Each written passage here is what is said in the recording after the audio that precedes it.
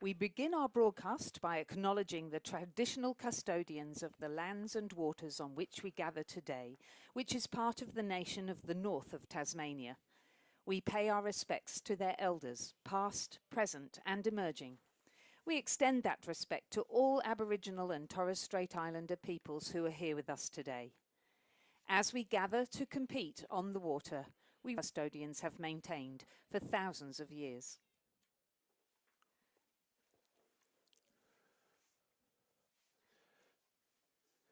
And good morning all, and welcome to day 3 of the 2025 Australian Rowing Championships here at the fantastic Lake Barrington International Rowing Course in the northwest of Tasmania.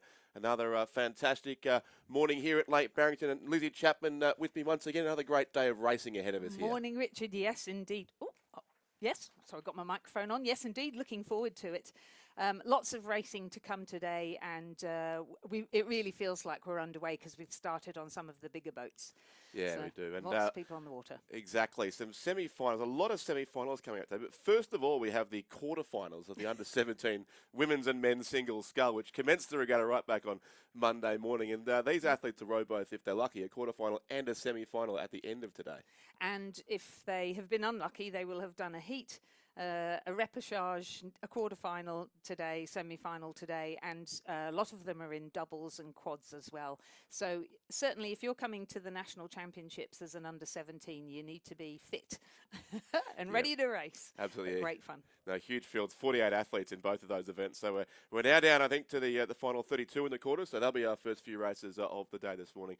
Plenty of semi-finals to come, and some bigger boats on the course later on this afternoon. Some under-17 and under-19 quads and eights, which are always great to see. Yeah, which is exciting, and we're progressing through the under-21 events as well. So I think it's and under-19s.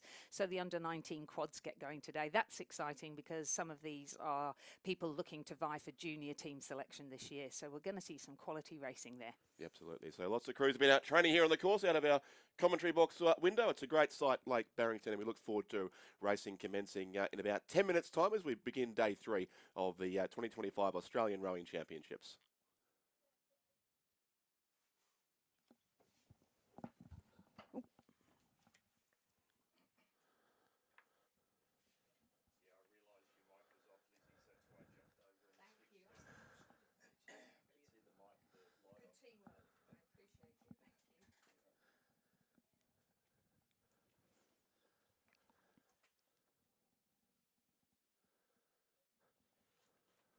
Rowing Australia would like to thank all partners, supporters and suppliers of the 2025 Australian Rowing Championships. Events Tasmania, Hancock Prospecting, the Australian Sports Commission and the Australian Institute of Sport, Felipe Lido, 776 BC, Bont Rowing, Colgan Foundation, Inglewood Coffee Roasters, Bolle Australia, Bannister Downs Dairy, Sharp EIT Solutions, Ticketmaster, The Regatta Shop, Sykes Rowing, Concept 2, Croker Oars, Salters Hire, G.A. Millers. With support from Rowing Tasmania, Rowing ACT, Rowing New South Wales, Rowing Queensland, Rowing South Australia, Rowing Victoria, and Rowing WA.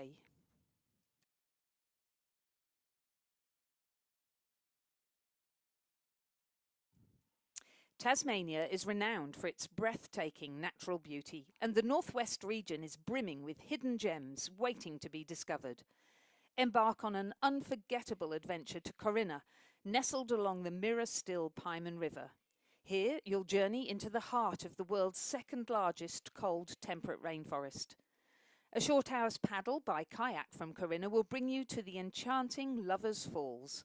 These whimsically named falls cascade into a dark gorge surrounded by a magical pocket of rainforest and glass of exquisite Tasmanian sparkling wine. Verdant vineyards, succulent tasmania.com.au or download the Discover Tasmania app. Hancock Prospecting are the proud principal partners of Rowing Australia and the Rosellas, and wish all competitors and athletes a successful regatta.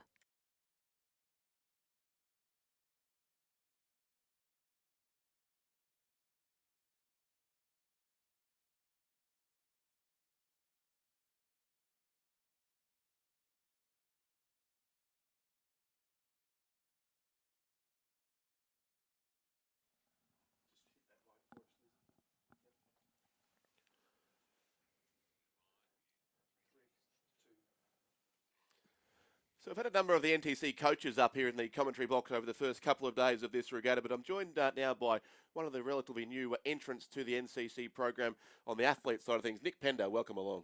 Thank you for having me. So we'll go briefly through your rowing history first of all. You're a student at St Augustine's in Sydney, and I understand originally playing rugby. Yeah, that's how it all started.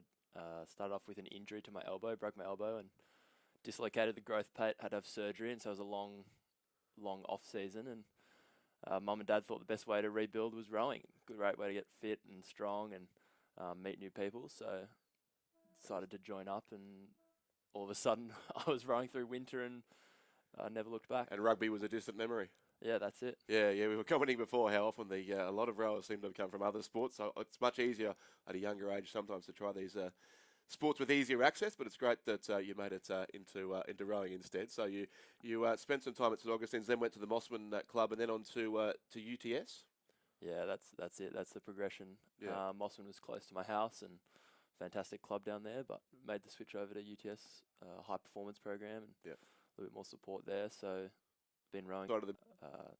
Always tough, but they're good at racing and they teach you a lot about pacing and hopefully we'll get them eventually.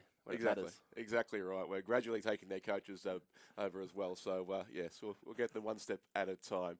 But like in the Reinhold Bacci National Training Centre in Canberra. I mean, it's pretty fantastic, to be honest. We're very well supported and fortunate to have the support of Gina Reinhardt with Hancock. Everything's there for us. The coaches are fantastic. Everything's super organised, so we can just rock up, train, eat, train, sleep, train. So, and Canberra's obviously fantastic for getting around.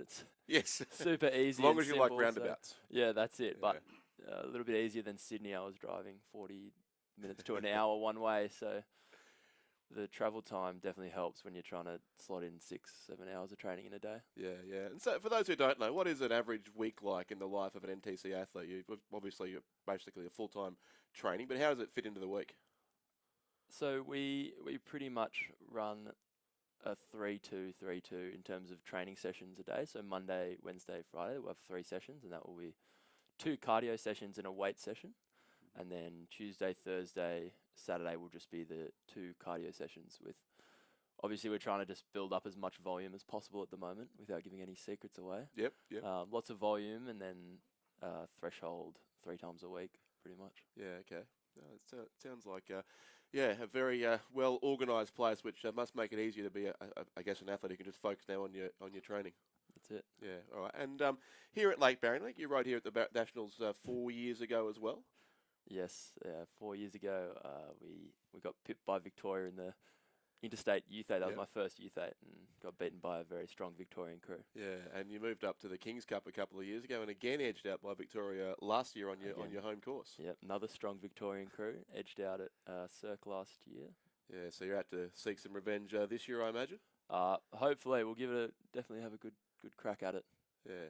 Now, how's the interstate regatta compare? Obviously, you've raced for Australia overseas, but here on Sunday we'll have some great races at the end of the regatta. Where's it sit in your estimations? Well, I mean, I spend a lot of time with the Victorians down at the training centre, so it's quite important that we have a good crack, and obviously it's for bragging rights, and you hear a lot more about it than you do from the British. So yes, it's a pretty important race for us. Yeah, no, I can imagine. I know. Yes, a few of those Victorians quite well. I could imagine what it's like. That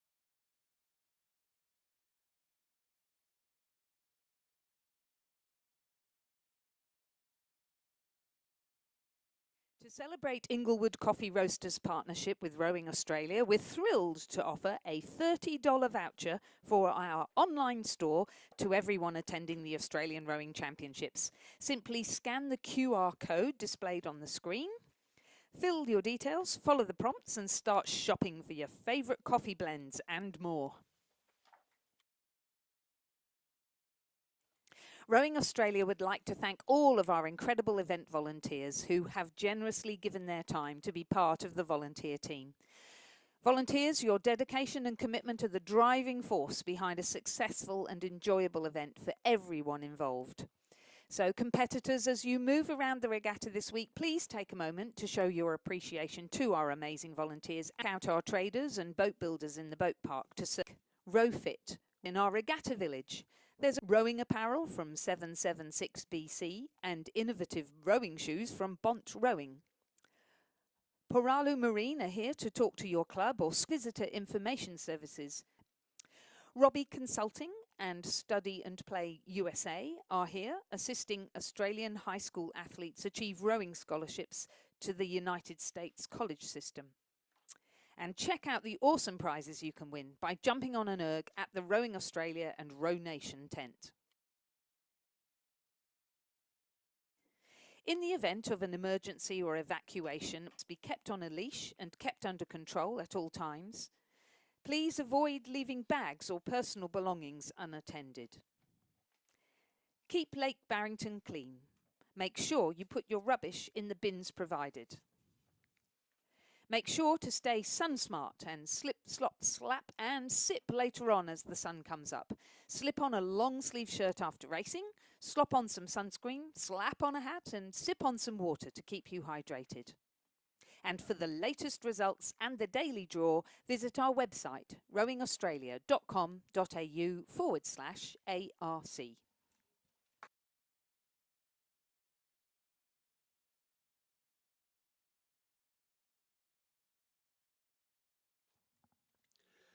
On screen too, with not much wind on the course as well, and that forecast suggests we won't have too much over the course of today either. Yeah, that's lovely, isn't it? It definitely is a bit cloudier and more overcast today, and it was pretty sunny yesterday afternoon and rather hot.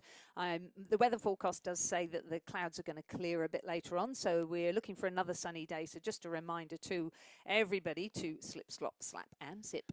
Absolutely. Well, we're underway. I'm so excited for this. It's the quarter-final of the Under-17 Women's Single Scull. We've seen some amazing racing already in this event so far, and we're down to the quarter-finals with Eloise Tavassi from Gippsland Grammar in lane 1, Lara Clues from Radford College in lane 2, Ayla Drury from Surfers Paradise in lane 3, Isabel Bugg from Glebe Rowing Club in lane 4, Pia Muller-Croft from Genesis Christian in 5, Ailish Barron from Scotch Oakburn in lane 6, Genevieve Davies from Commercial in lane 7, and Eleanor Peach from St Patrick's College, Tasmania in lane 8. So yeah, as we mentioned at the beginning, Lizzie, the first of 4 quarterfinals in this race, and then the top 4 from each will go through to semi-finals, which will form the last couple of races of today, back just after 4 o'clock. So a lot to race here for the top 4 scullers especially. Looking at this Christian College from Queensland, but either side of her, Isabel Bugg of Glebe and Ailish Barron Will progress through to the semi-final and the remainder will be eliminated. Izzy Bugg won her heat in the fastest time of the Under-17 weekend today, with performance coming here from Ailish Barron. Ailish and Isabel to be in that final 4. Then we've got Genevieve Davies, who I think is in the quad. I think it's the Under-19 quad from Commercial, but also a very strong sculler. Yes, Ayla Drury from Surfers Paradise. So she and in New South Wales at the state championships and in a quad with Izzy Bugg later. Finals to come, but some quad races as well. A huge program, but yes, a narrow lead it was to the sculler from Scotch Oakburn down lane 6. Genevieve Davies, who had at one stage appeared to have steered across into lane 8, but is back now in lane 7 and still sitting certainly amongst the top 4. Isabel Bugg still there too as well for Glebe Rowing Club. And to the other side of her, we have Surfers Paradise, Ayla Drury and Lara Clues of Radford College of the ACT. So they look to be this stage a few of our chances for the qualifying spots as the Scullers head up towards the halfway mark of this race. After just a little bit of a slow start in this quarter-final, a couple from Tasmania, one from New South Wales, one from the ACT as well, and one from Victoria. But it's Ailish Barron who still leads it narrowly by about half a second ahead of Isabel Bugg from Glebe. How good was Scotch Oakburn yesterday? I would have been very proud if I was the head of their rowing programme, and congratulations to them, because just seemed like every single crew from Scotch Oakburn that raced yesterday did a fantastic job, and Ailish Barron continuing that trend. Yeah, it's a strong school program in Launceston too. We often talk up the years. There is a very strong rowing culture there amongst the schools, Scotch Oakburn and Launceston Grammar School, and St Patrick's amongst them too. So they've got some fantastic water, of course, to train on, the North Esk and the wide expanse of the Tamar River, and they are producing a lot of good rowers here, especially on their effectively their home course here at Lake Barrington. And being pulled along by her is Genevieve Davies from Commercial Rowing Club, making a really good job doing it from the boat park. And beautiful picture there from the drone. Yep, heading towards the boat park area, so getting close to the final 500 metres of this race. So it's Ailish Barron still, and I reckon she's extended her lead a bit here too. It was only half a lead now for Ailish Barron of Scotch Oakburn, ahead of Isabel Bugg of Glebe, but both fairly comfortably in the qualifying spots. Energy a little is probably important. So it remains Ailish Barron from Scotch Oakburn in the lead of our first quarter-final in the women's under-17 single scull. Currently Isabel Bugg sitting in second position. Genevieve Davies from Commercial in lane 7 sitting in good final push here from has been waiting and now she's pouncing, and I'm wondering if she's going to move one of our other scullers out. Yeah, you're right, Lizzie. She's into the top 3 now, which is, I guess, where we'd expect her to be. She is seated in the centre lanes here as one of the higher ranked scullers. Yeah, she is. Ayla Drury from Pierre Mullercroft. And yep, so it now is the of this regatta, wasn't it? The 8 heats of the under 17 women's single scull. So the 4 in the centre lanes have skipped the repechage yesterday, and the 4 in the outside lanes had to come through and win their spot via the repechage. So it is now more of the traditional formation, with Pia Mullercroft certainly up into the top 3 or 4. The Ray Smith coach sculler from the Pine Rivers Rowing Club. A late charge even alongside the Glebe sculler, Izzy Bugg there. It could be Barron looking very calm there, sitting in the lead. So into the final 180 metres to go now in this race, and still it is Ailish Barron from Scotch Oakburn College in Launceston who looks to have led this race since the very early stages. Now over a length clear there in the yellow colours of Scotch Oakburn, and she looks to comfortably qualify here in a bit over 100 metres time. She's coached by Robert McDonald and Abby Boucher for Scotch Oakburn. Beside her, maybe Pia Mullercroft getting up into second place now, the Genesis Christian sculler. Izzy Bugg still there for Glebe, and the red boat there of Ayla Drury from the Surfers Paradise Rowing Club, who look to be our top 4. And Commercial's Genevieve Davis, who's been close to the top 4 throughout, is just now outside a qualifying spot, but clearly in 5th spot. So our first quarter-final about to reach its conclusion here, and it's going to be one for the locals here in the opening race of day 3 of the Australian Rowing Championships. A 20 comfortable second spot. Third place goes to Glebe. That is Izzy Bugg and Ayla Drury in the red boat. 4th for Surfers Paradise. So they will be our 4 qualifiers. Commercials, Genevieve Davies was brave throughout. Unfortunately for her, just missing out with that late surge from the Genesis sculler. 6th place will go to the Radford College sculler, I should say, there in lane 2. Lara Clues will be 6th, 7th Eloise Tavassi of Gippsland Grammar School, and 8th place. Provisional time there for our winner of the first quarter-final in the under-17 women's single scull. Ailish Barron from Scotch Oakburn was 8:59.8. Second, Pia Mullen, 1.85 back to Ayla Drury of Surfers Paradise. So some great racing there. Whew, lungs are open, ready for the rest of today's racing. Those under-17s are going to be on and off the water all day, and we'll be bringing all that exciting to Imogen Stewart from Tasmania University. In lane 3, Stephanie Pettigrew from the the University of Queensland Boat Club. In lane 4, Lily Lucas from Fremantle. In lane 5, Rio Smith from Corio Bay. In lane 6, Lily Nolan from Commercial. In lane 7, Lily Canfield, Club South Australia.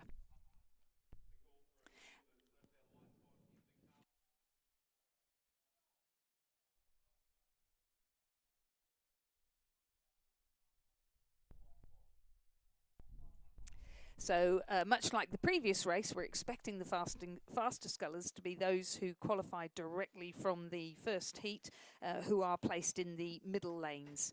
And our leader at the 1,000 metre mark, Lily Lucas from Fremantle, is currently sitting in second. Stephanie Pettigrew from the University of Queensland Boat Club, she's coached by her father John there. She's currently sitting in is in fifth. Lily's everywhere. Up as Fremantle there in front. Lily Lucas in the other middle lanes, so lanes 4 and 5. The Fremantle sculler has the edge now on Rio Smith of Corio Bay.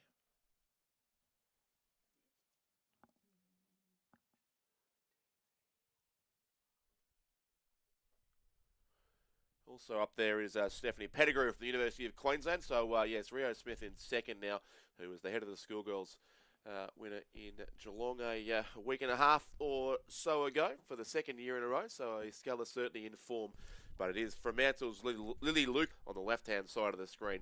Rio Smith, and also alongside her, the Stephanie Pettigrew from the University of Queensland, coached, of course, by her father, John Pettigrew, part of that very strong program at the University of Queensland Boat Club. So, there is a clear leader here, unlike the previous race where our top four were pretty close together. It's looking like a substantial lead to the sculler from Western Australia.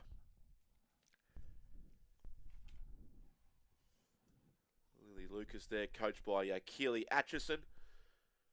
Jeff Watt in the Sheffield pub a night ago for dinner. He was there with the Corio Bay a collection of parents too, and of course Jeff Sykes, a legend of Australian rowing, but still a hard-working member of the Corio Bay Club as well. So into the final strokes of this race, it is being led by Lily Lucas, still very tight for second, maybe Stephanie Pettigrew just ahead of Rio Smith, and then Lily Nolan of Commercial looks to be fourth. So both Lilies likely to go, or two of the three Lilies to race. And from the Fremantle rowing team, women's single scull, second University of Queensland, Stephanie Pettigrew. Third will be Rio Smith from Corio Bay. And then fourth, indeed, Lily Nolan from the Commercial Rowing Club. So in both quarterfinals so far here, Enfield, sixth, Caitlin Anderson from Riverside Rowing Club in South Australia. And seventh, down here on the close side of the course. And it was the case. I think we just had the seven scullers completing that race. So a provisional time of 9:07.17 women's single scull. She's followed across the line by Stephanie Pettigrew. A really good last 500 for Stephanie there, pushing her way into the second place with a margin of 3.65. Third then was Rio Smith of Corio Bay, and fourth Lily Nolan of Commercial. Much all of them are going on to other crew boats later, so we look forward to seeing them later in the day. And we'll move on to the third quarterfinal. We have Evelyn James from Perth College in lane 1, coached by Jackie Morell and Alia Poeta.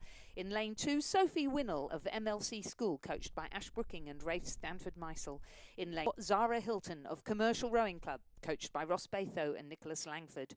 In lane 5, Violet Whithouse of Corowa Angler, by Jacob Sangster. In lane 7, Harriet Woolley from Scotch Oakburn, coached by Robert MacDonald and Abby Butcher. And in lane 8, another sculler from Fremantle, Briar Froud, coached by Keely Atchison.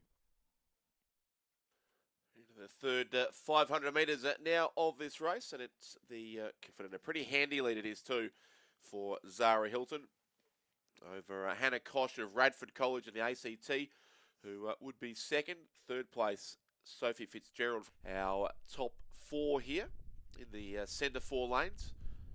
Just a bit of a big steering issue, in fact. Still leads the race. Luckily, a chasing pack, but she... How unusual. Hope she's all right. That's very strange. But yeah, managing to stay in the lead. How impressive. And that sculler behind her is Harriet Woolley of Scotch Oakburn College in Launceston. Sophie Fitzgerald still there for the University of Western Australia. So she's doing it the hard way here. Double a little bit later. She's into the semi-final of this. So what to do now? Yeah, absolutely. No, it's not easy. We're just not sure what happened to cause her to suddenly head off across the course. But then about 15 seconds later, she corrected and is still right over towards the far side. I think just fortunately is far enough ahead of the other scullers to not cause any serious interference here. But it still looks like it will be the commercial sculler who will take the win here. And a good race behind for second, third and fourth, but it's still the four we suggested in the centre lanes. Hannah Kosh, Violet Whithouse and Sophie Fitzgerald. Harriet Woolley still there for Scotch Oakman as well. On this side, Sophie Whittle of the MLC School, but it's going to be the commercial colours here. Officially of lane 4, Zara Hilton, but now almost on the far side of the commercial first. Second to Hannah Kosh from Radford College. Third will be just Sophie Fitzgerald ahead of Violet Whithouse. All four through to the semi-finals this afternoon. Fifth place goes to Sophie Whittle of MLC School. Sixth will be Harriet Woolley of Scotch Oakman. Seventh place, lane 1, is Evelyn James. And eighth place, lane 8, the sculler from Fremantle. Social Rowing Club. Hannah Kosh from Radford College, Sophie Fitzgerald from the University of WA, and Violet Whithouse from Corowa Anglican Girls. The remainder of the contestants in quarterfinal number 3 will margin 3.27, and congrats to Zara Hilton for staying calm and still winning that heat despite whatever technical difficulty it was that interrupted this trajectory of her boat. Our fourth quarter-final is now in progress, and again the first 4 will go through to the semi-final. From Olivia Hansen-Nahoy, coached by Marty Inglis, Holly Rowing Club in lane 4, coached by Rowena Meredith and Tom Schramko. Chelsea Skipper of Centenary Rowing Club, Queensland in lane 5, coached by Kerry Tickle and Peter Drew. Zoe Ball of lane 8, coached by Mark Clemens and Lily Barker. In this race, and the top 4 from each of these semis will be back on the quarters, I should say. We're back on the water in the semi-finals late today.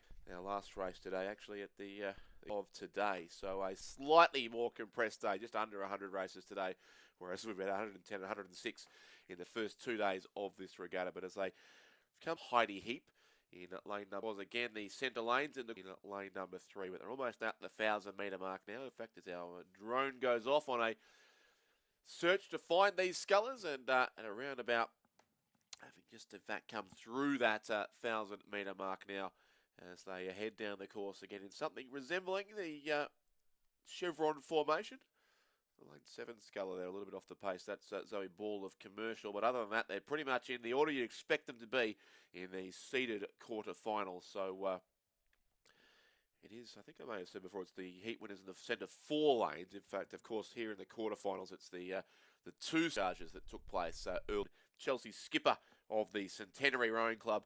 They are clearly our top 2, and well, there's not much between them at all. And maybe Chelsea Skipper just moving up right alongside. Single at the New South Wales State Championships, and I'm pretty sure at the Queensland State Championships as well. So, and Heidi Heap, a medalist at the fighting against each other, and also the talented Isabel Patterson from the University of Queensland Boat Club, where she's coached by John Pettigrew. Lizzie, I had to restrain myself while speaking to Nick Pender before. There was a lot of Sky Blue support up here in the commentary box when he was talking about how they were determined to beat the Victorians in the Kings Cup on Sunday afternoon. But it's going to be a very interesting race, isn't it? Because it feels as though it's a distribution of talent across the whole country, isn't there? Yeah. I think the standard of coaching, the standard of support from the institutes and clubs has been fantastic, and let's face it, there's a lot more interaction. I think there's been a real step up, and you can swing with each other. Yep. And that's beginning to pay off at the senior levels. And we'll see that in the interstate racing coming up on Sunday afternoon. And I believe our colleagues Chris and Stuart are recording a special version of their podcast, possibly later on today, to preview the interstate regatta as well. So stay tuned for that to hear all the latest on a bit of smoke and mirrors too about who will actually be in each of the battle here. So beautiful drone footage here from Centenary in the Ted Hale yellow boat. Her coach Kerry. So It is. Chelsea skipper has taken the lead here in the third 500. It's just extended a little bit more there now into the fourth quarter of this race, and that's the lane 6 sculler from University of Queensland, Isabel Patterson there alongside her, who does sit third. Fourth would be the St Patrick's, I would think, along with Heidi Heap of Mossman. And then it'll be once again, as it has been in each of these 4 quarterfinals, the 4 centre lanes getting the progression through. Expect, but it is that yellow boat just ahead still. Chelsea skipper of Centenary, which is coached by Kerry Tickle, and Peter Wadsworth has the edge on Heidi Heap of Mossman. Isabel Patterson of University of Queensland maybe close to second spot now as well, which will be important, I guess, as far as lane allocations for the semis are concerned. And then fourth place would be Holly Wilkie from St Patrick's College of Townsville. They'll certainly be out top 4. It will be that. They go to Heidi Heap from Patrick's in Townsville. Fifth behind her will be the Armidale School Sculler on lane 2. That is Georgia Henderson. From Mantle, narrowly next, Olivia Hanson-Nahoy, coached by Keely Atchison. She'll finish 6th. 7th to Mersey's Miranda Sutton. And 8th place, Zoe Ball from Commercial. It looks like our Barron and Pierre Malacroft, who got the top 2 spots in quarterfinal number 1. They have, but taken out by Chelsea skipper of Centenary, but Heidi Heap was just 0.96 of a second behind her, and 0.84 of a second Isabel Patterson from the University of Queensland, and then another 3 seconds. They didn't. Yes, absolutely. Has scratched, but that in lane 2. He's coached by Judith Ungermark and Amos Noon. We've got Hugh Hall-Craggs of St Peter's College in Adelaide in lane 3, Lachlan Schofield of St Augustine's in 4, Callum Wigston of Tasmania University is in lane 5, Lars Brown of Mersey in lane 6, Oliver Sampson of Manning Valley Anglican College in lane 7, and Rolf de Boer of Mersey Rowing Club in lane 8. They're quickly approaching here in this first quarter-final, so already through the 1,500-metre mark, and it was Callum Wigston who led the race for Tasmania University Boat Club. He's coached by Sean Finlayson, and he's got a pretty handy lead too. It was 7.61 seconds after 1,500 metres, and he continues to build that now. It would appear ahead of Lachlan Schofield from St Augustine's in lane 4, and Hugh Hall-Cragg still there certainly for St Peter's College of South Australia in 3rd spot. A bit more interest, but in 4th and 5th here, which is very important with 4 to go through only to the semi-finals. We have the Mersey sculler there in lane 6, Lars Brown. Also Oliver Sampson from Manning Valley Anglican College in the north of New South Wales in lane 7. And the second St Augustine sculler, Henry O'Hare, still thereabouts as well. So we'll keep a watchful eye on the race for 4th place, although I suspect it is gradually the Mersey sculler, Lars Brown, putting himself strongly up into a qualifying spot now. And in fact, pulling away comfortably from the field. I'm not sure if Oliver Sampson just had a few bad strokes here. He's dropped back to a clear 5th or 6th spot now, in fact. But the win will certainly go to the red colours out in front of Callum Wigston from the Tasmania University Boat Club, who will come across the line now and take the win in this first quarter final. It's on for 2nd and 3rd as they race to the line there. Lachlan Schofield and Hugh Hall-Craggs, and that will need a photo to sort out who's crossed in 2nd and who's crossed in 3rd. But both will qualify for the semi-finals, and 4th place then will go to the Mersey sculler, Lars Brown. So he does fairly comfortably qualify in the end. 5th place, lane 2, Henry O'Hare from St Augustine's. 6th will be the red boats of Mersey Rowing Club there on the far side, Ralph de Boer. 7th will go to Oliver Sampson of Manning Valley Anglican, who was in the top 4 or close to the top 4 for a fair while there, but looks to have had an issue late in the race, and he's not quite rowing full strokes there as he comes across the finish line either, but he'll finish 7th of the under-17 men's single scull. They are indeed. So Callum Wigston of Tasmania University came first.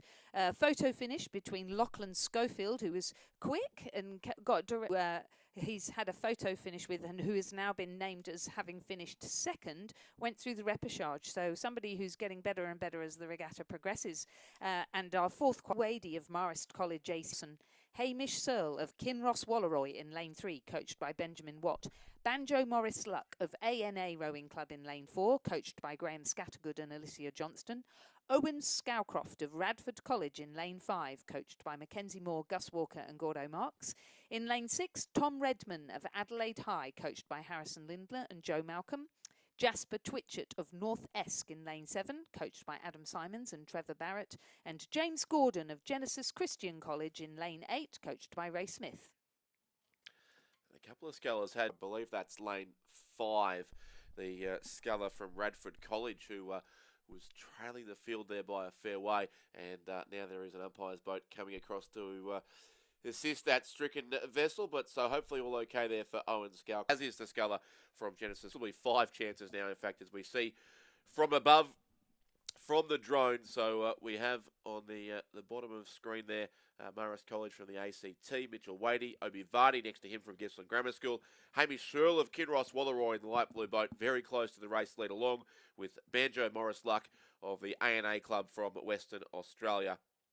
And then also Tom Redman and Jasper Twitchett towards the other side of the course, but I think just to go through here, because obviously the sculler from Radford College unfortunately will be unable to qualify in the top 4 here. He's still blue boat of Kinross Walleroy, as it so often does, showing out in front ahead of Banjo Morris Luck from ANA alongside him, and a very good race, but behind them for 3rd, 4th and 5th, Mitchell Wadey, Obi Vardy, and also then Jasper Twitchett across towards the far side, and the colours of the North Esk Rowing Club is there as well. So that's the race for 3rd place. It's still Kinross Walleroy just.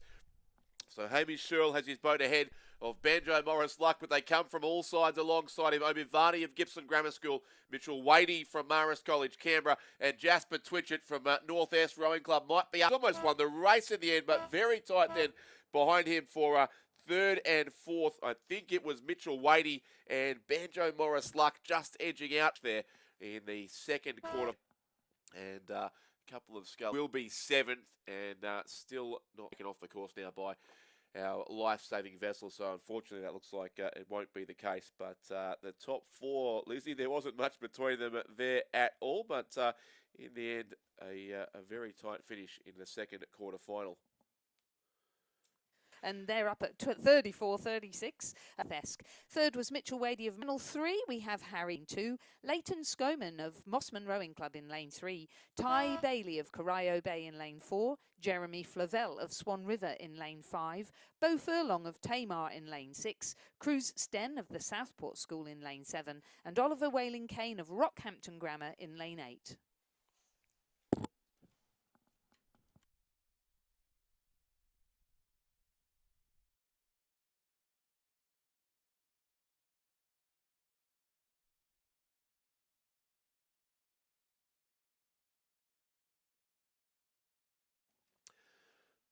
So through the halfway mark, Showman from Mossman, who leads the field through here.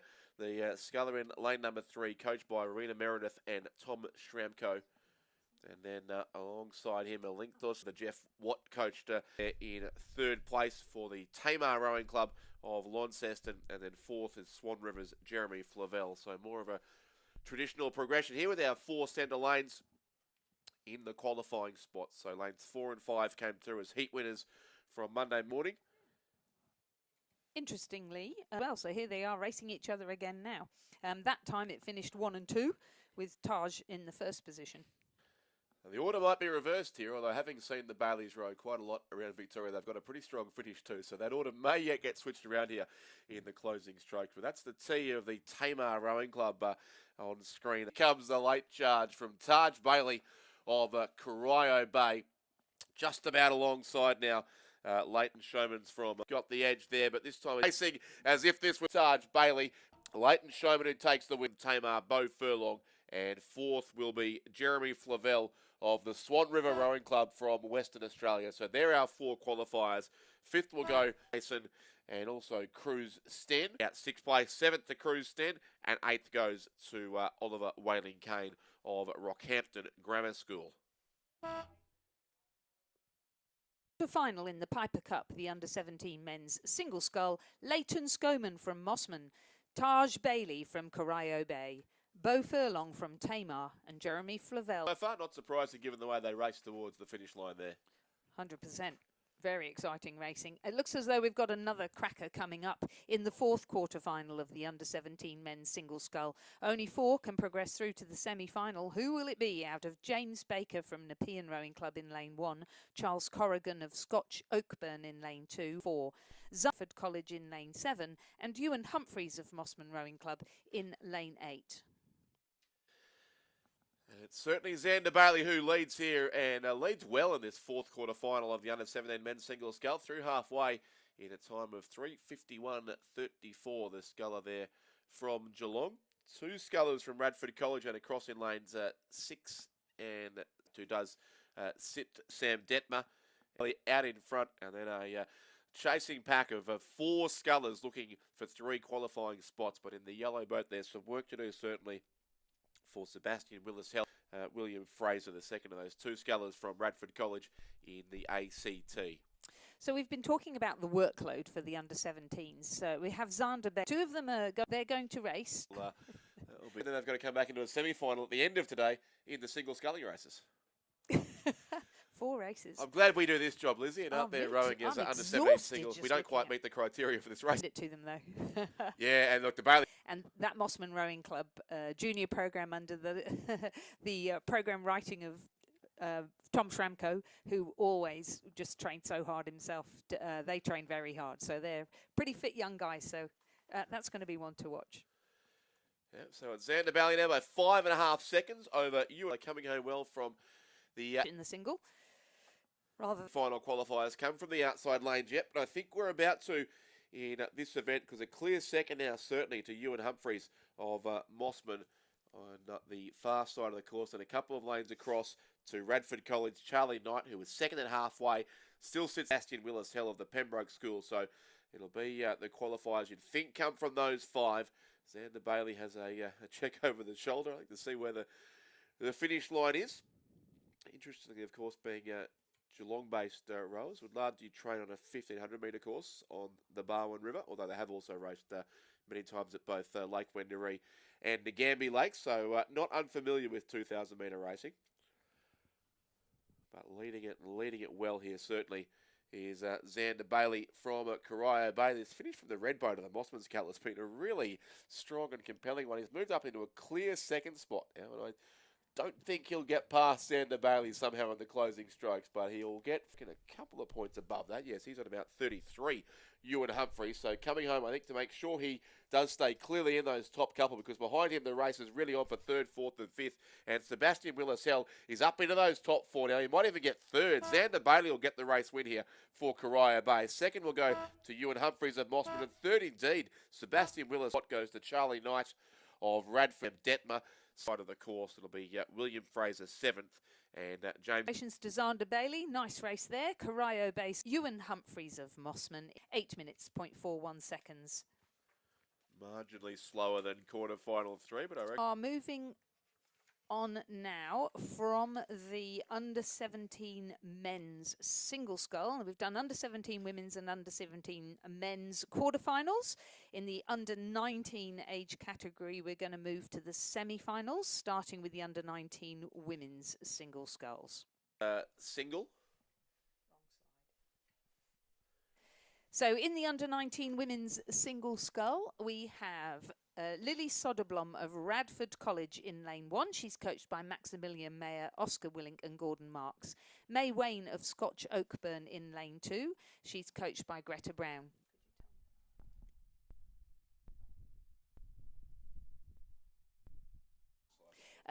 Lucy Yabsley of Glebe Rowing Club is lane 3. She's coached by Milan Parker and Ollie Klotz. Elodie Lee of Commercial is in lane 4. And she is coached by Nigel Stubbs and Flynn Nation. Ella Durand of Mercantile is in lane 5. Coach Stevens of the Mossman Rowing Club is in lane 7, coached by Rowena Meredith and Tom Schramko. And Gabrielle Ryan of the University of Queensland Boat Club is in lane 8. She's coached by Sally Keogh and Michael Russell. So semi-final racing here on the course now, and fatting out there on the course. In fact, our top 2 in the centre lanes probably sitting 7th and 8th now in this particular event. Certainly It's Astrid Thomas for University of Queensland. Commercial, I should say. The pattern you'd expect, but the race is being led. It would see the other side of the course. Addison. Obviously, silver medalist in the single sculls. She From Mercantile, maybe single scull title in Victoria a couple of seasons ago, but sits outside the qualifying spots here. So they're Kelly Stevens with a narrow lead from Addison Roll as they come through now with under 250 metres to row. And it is May Wayne, coached by Greta Brown from Scotch Oakman College here in Launceston. Beside her, 2 spots, it looks like Eloise Stevens of Mossman, Addison Rolls of Sydney Uni, and Gabrielle Ryan from the University of Queensland as well, who's just outside the top 4 at this stage in the yellow shell there on the far side to the A final tomorrow. Who, as Lizzie said, have had a very successful couple of days here so far at the National Championships for 2025, and it looks like May Wayne will book herself a centre lane coming up in the final tomorrow of the under-19 women's single scull. Lucy Yabsley, the win will go the way of May Wayne of Scotch Oakman. Second, very tight. Yabsley, I think, just ahead of Stevens from Mossman. And fourth, extremely tight, but we'll go to the University of Queensland in 1 sculler from go to commercials, Elodie Lee. Great semi-final racing as always, Lizzie, as they try and get themselves into the top 4 spots and move through to the final. It certainly was. So congratulations, May Wayne of Scotch Oakburn. Yet again, an outstanding performance from that Tasmanian college. Mossman Rowing Club and Addison Roll. Lucy 2.89, Eloise 1.24, and Addie 2.42 the margins. Queensland Academy of University coach 4, Elise Coates of Mossman Rowing Club, coached by Rowena Meredith and Tom Schramko. In lane 5, Astrid Thomas, the University of Queensland. In lane 7, Constantina Kelly of Fremantle Rowing Club.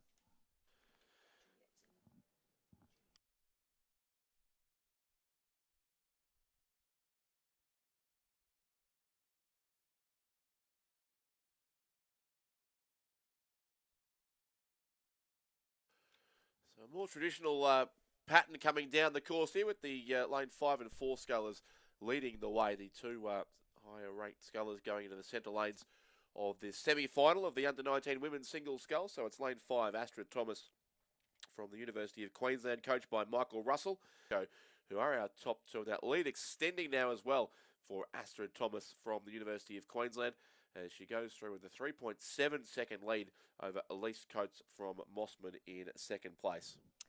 So Astrid, although she's very young, I think she's 16, 17, she was the winner of the under-21 single scull at the Queensland Championships a couple of months ago and has performed very strongly. She won the under-19 single at the New South Wales State Championships. Elise Coates has also been a fantastic performer in New South Wales, really consistent. And Juliet Kelly, who was in the junior women's quad that went to the World Championships last year. So, and then we've got Matilda Cocker, who has performed so strongly here in Tasmania. Yeah, so it's a 2 middle lanes who lead it, but then it's the extremities here battling for 3rd, 4th and 5th. Juliet Kelly of Fremantle currently in that 3rd spot. 4th would be Matilda Cocker from Tasmania University, and not too far back as well to the ANU's Talia Turnbull. Looks like that's where our qualifiers will come from. They're our top 5 all on screen together, but it's a bit over a length lead, as you can see there, to Astrid Thomas in the under-19 women's singles scull, and doing it very, very well, clear by just over a length from Elise Coates of Mossman, although maybe the Mossman scull are making a bit of a dent in the lead of Astrid Thomas, but still they'll both go through fairly comfortably, you'd think. Juliet Kelly there from University, but what here with University, they both look content to take the finish, you would think, in that formation. Both will go through to the final tomorrow of the under-19 women's singles scull, and it's just Thomas in first. A great job from lane, but both just outside the Wong, who will in fact get the chance to race again tomorrow in the B final of this race. 7th place goes to Charlotte. So into the semi-final go Juliet Kelly of Fremantle. And it's 47.64. The margins 1.44, 4.68, 1.54.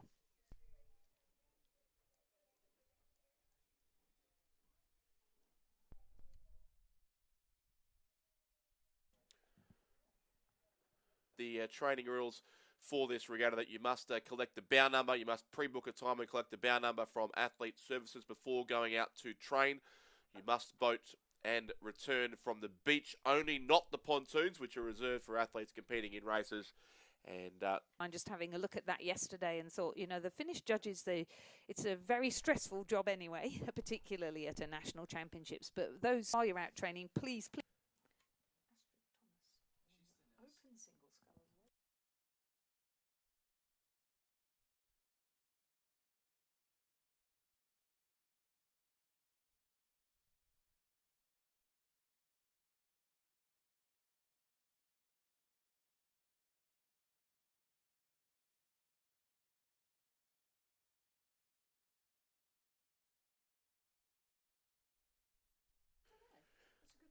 yeah, there were originally 4 quarterfinals, 2 semi-finals, which are the 2 races we've had at 29 ready to go. Tasmania. In lane 2, Matthew Rowing Club, coached by Bill Tasmania, coached by Odin McIntosh and Rowan Hislop. In lane 6, Oliver Kent from Brisbane Grammar School in Queensland Rowing Club, coached by Jamie McDonald. And in lane 8, 9 a.m. on the Lake Barrington course, and now start pontoon has been too long before the Australian working volunteers here at the 90 World Championship facility that have been here for once again. And what a start there by the St Virgil. Has got off to an absolute flyer here in the first semi of the other. There in lane 3, he's certainly got his boat ahead of the scullers either side of him. In lane number 5, Luke Purdy of Hunter Valley Grammar, who's had a busy couple of days already in Grammar School, and Max Mason as well there for Wendouree Ballarat. So a very quick start certainly to Llewellyn Gray of St Virgil's, who's the early race leader.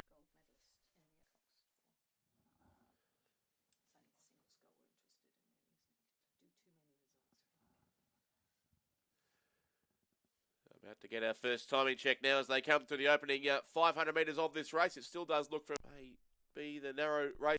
Edgently Regatta for the past couple of months. Oliver Kent, coached by Britting there for Brisbane Grammar School. And a couple of lanes across from him, we have and certainly Llewellyn Gray. After that bright start for St Virgil's has dropped back. He was second after 500 metres, only narrowly by a third of a second behind Oliver Kent, but now looks to have faded from that quick start and possibly drop back as far as 7th spot, along with the sculler there in lane number 8 on the far side of the course. Joshua Miller from Bradford College in the ACT. Race in Interstate Regatta on Sunday. Wales team as well, which is as well. So, as I said, certainly been a busy week so far. A busy 2 and a bit days at least for Luke Purdy of Hunter Valley Grammar. That will continue, of course, right through now till Sunday afternoon. But behind them too, as we look from the side of the course now, we do have Max Mason from Wendouree Ballarat moving through fairly strongly. Another school rower here. He rose for the Ballarat Clarendon College, who had a good win on Ballarat Clarendon in the school. Here's Max Mason come through and taken the race lead there in the school over Oliver Kent, and that's now got out to almost a full boat length. So the race has changed complexion a fair bit here in that second 500. As out to take in racing in lane 7. He's almost got a length now, 100 metres. So plenty of change. Single scull. It's Henry Manning in front. Max Mason there with him. Oliver Kent and also Luke Purdy from Hunter Valley Grammar, who are our clear top 4.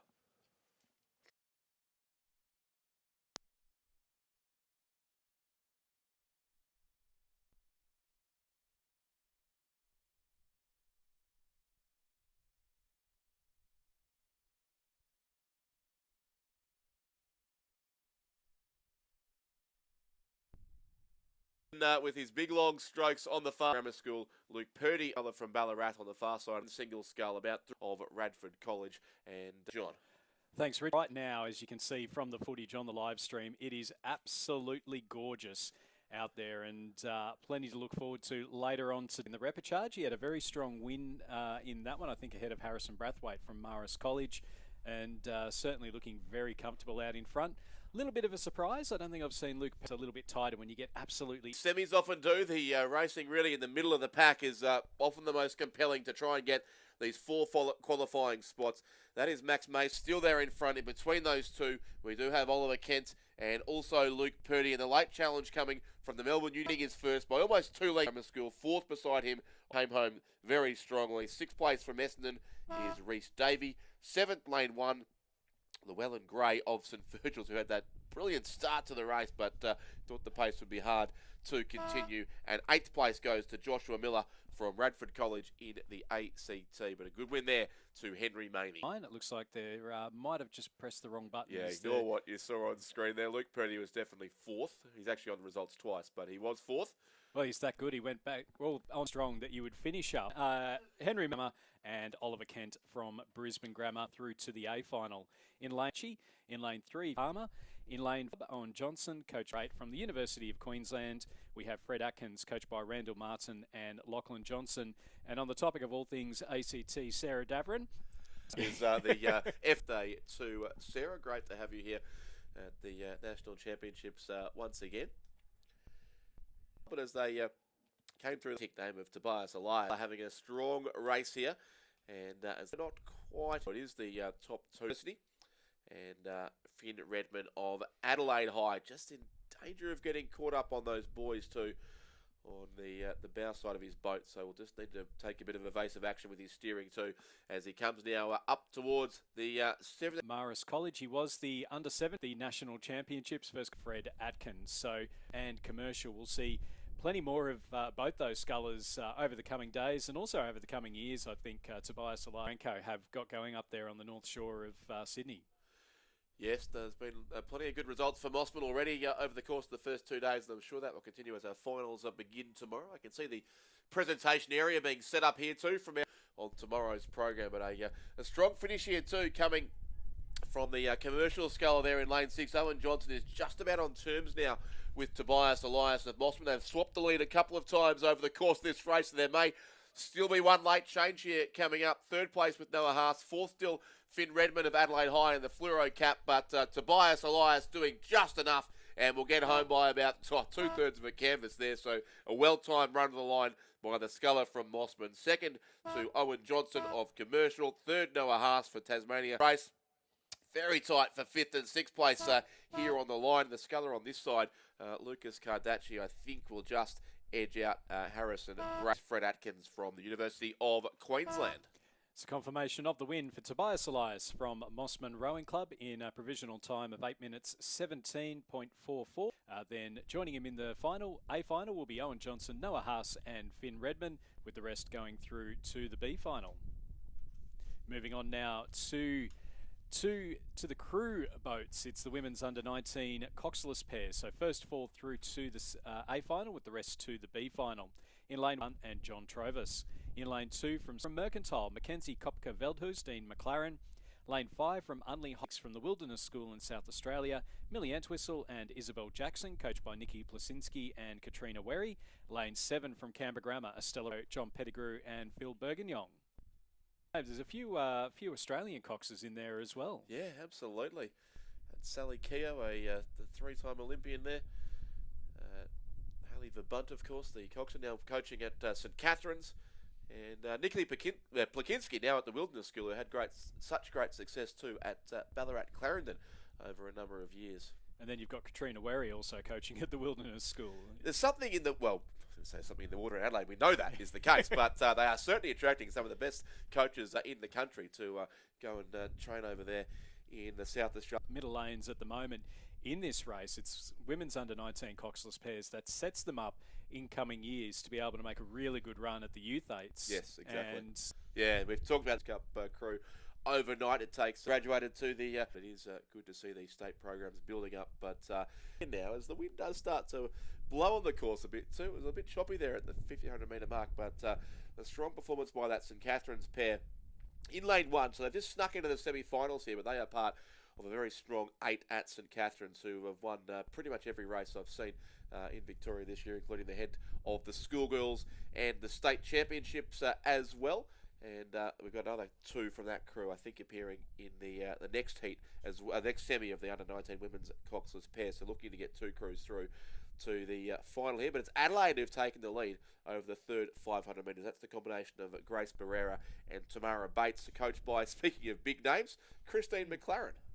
That's not a bad name. You've got a Paralympic gold medalist who's coaching you at youth level. So you can see them up on the screen at the moment. And that headwind, it does look like a bit of a headwind now that's starting to push them backwards. So we might see it where a few of the crews are getting towards the finish and they're being pushed back over the finish line. Out in the leads, Grace Barrera and Tamara Bates, that it is really tricky, particularly in the pair where you've only... Look, it's an absolute credit the two Mercantile in 200 metres. Course here, the order dropped them back to fourth behind, but the race lead now clearly shared by the Adelaide Crows AFL team, but it's going to be a win here coming up to Adelaide Rowing Club by a comfortable margin here in the end. So the middle of the float on lane number 2, and then across towards the far side of the course will be in 5th place there, the lane 7 crew from Canberra Grammar School, followed by Unley High, who'll be 6th.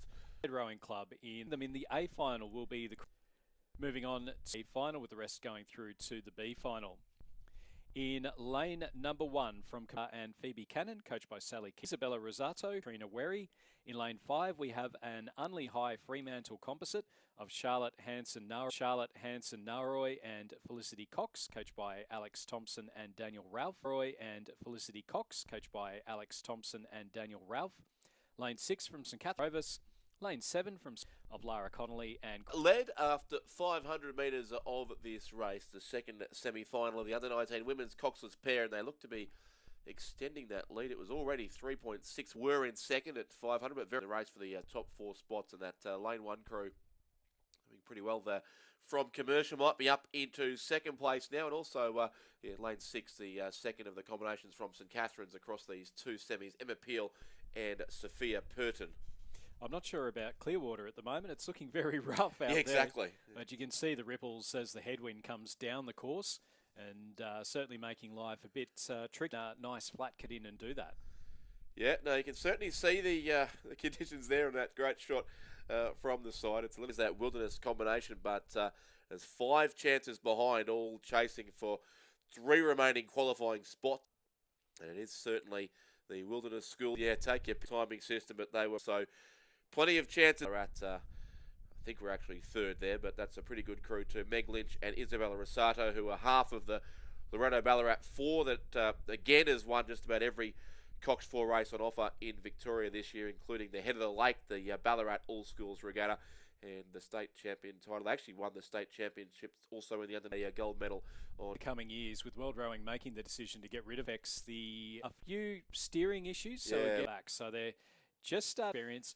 It's not very much fun trying to balance a pair going down the course without full steering. Exactly right. And Unley High from Fremantle, despite rowing across the lane and back again, it's still in second place. It comes into lane 5, so it really is all about 3 lengths now, and I guess they've taken advantage of the steering issues of the crews chasing them and have set themselves up, you would think, for a pretty strong semi-final number 4.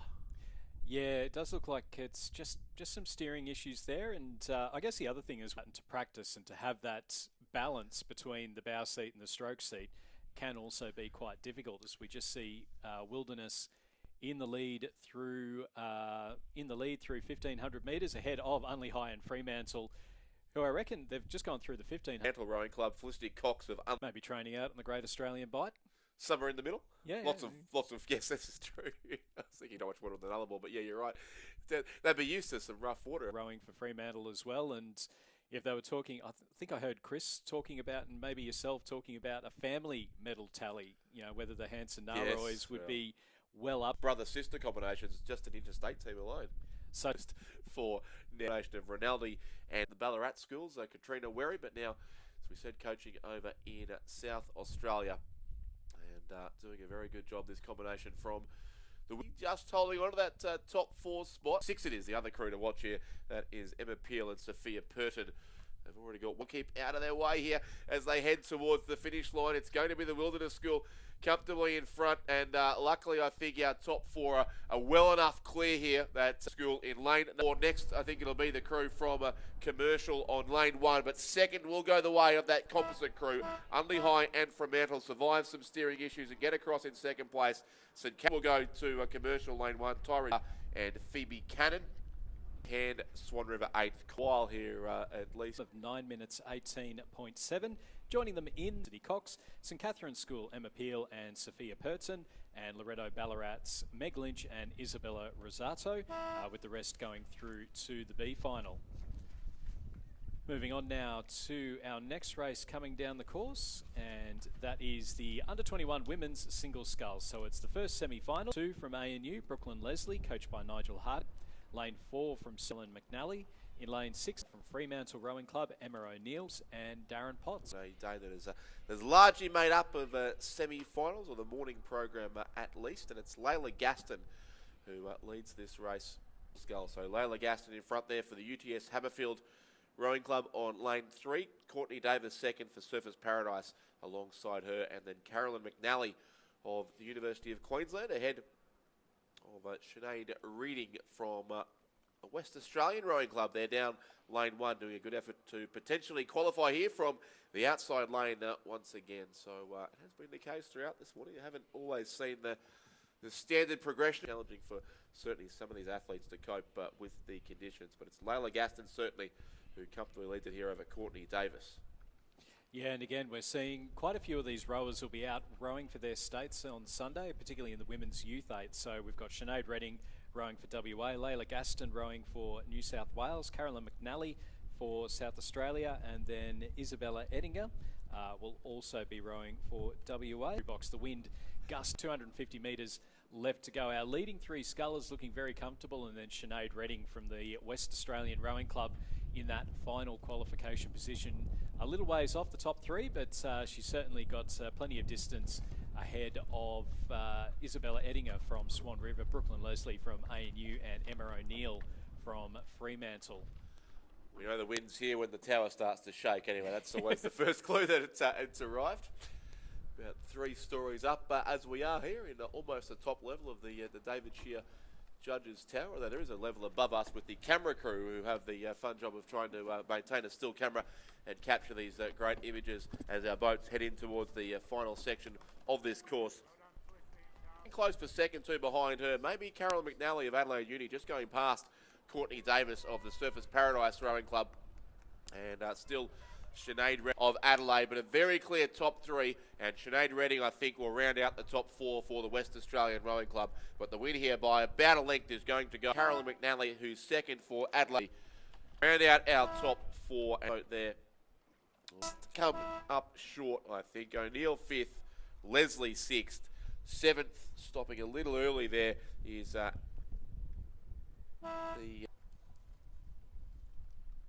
Emma O'Neill from Fremantle. There's still one to come here down the far side, which will be the sculler from the Swan River Rowing Club. And again, we're talking about those headwinds, and it really has started to pick up. That winning time for Layla Gaston, a 10:08 point. But Layla Gaston will go through to the A final, as will Carolyn McNally. Sure, the 10 minutes is an incredible time compared to our first race of the day in the under-17 women's single. We're all under or around 9 minutes. So if Under-21 women's single in Swan River, Emma Pittman, Lane Booth. Lane 7 from Sydney University, Alice McReady, and lane 8 from Mercantile, Zoe Core. And they're at the 1500 metre mark already, or I say already, they've been racing almost 8 minutes, so it won't feel like a quick trip down the course here for these rowers. But it is Georgia Allen who leads this race here on lane 4 for Sydney Rowing Club, and alongside her in second would be Zara Kafuri. So I think she has certainly won the state title in Victoria. Kafuri right alongside here, Georgia Allen of Sydney Rowing Club, our top 2.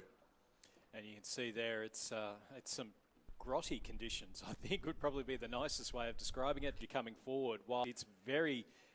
Fantastic descriptors this morning to get the thesaurus out.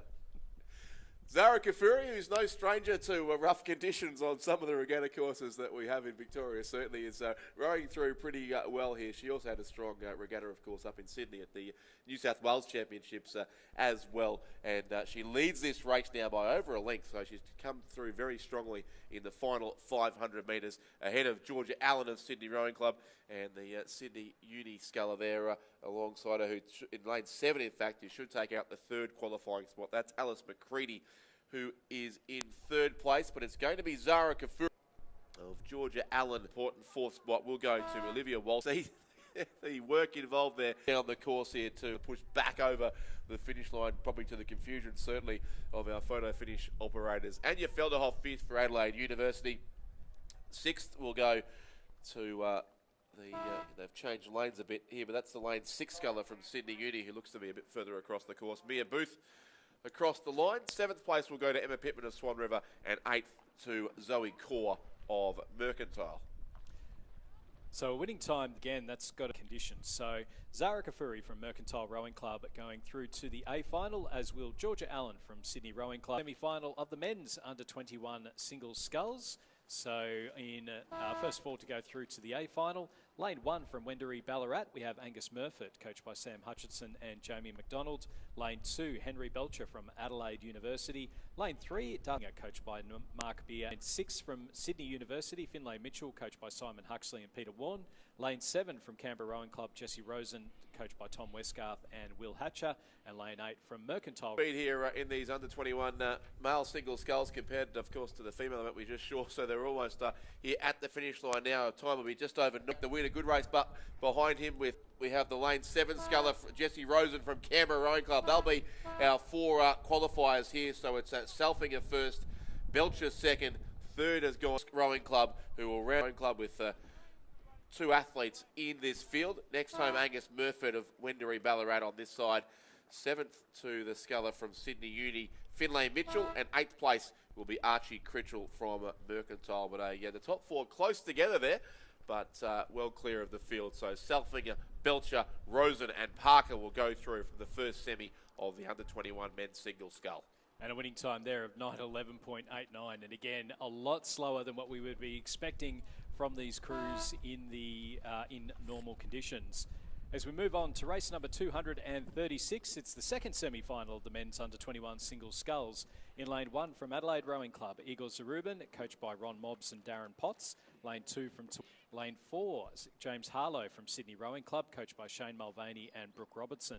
Lane 5 from Adelaide University, Alexander Williams. Lane 6, Remy Payne from Fremantle, coached by David Vandis and Alex Thompson.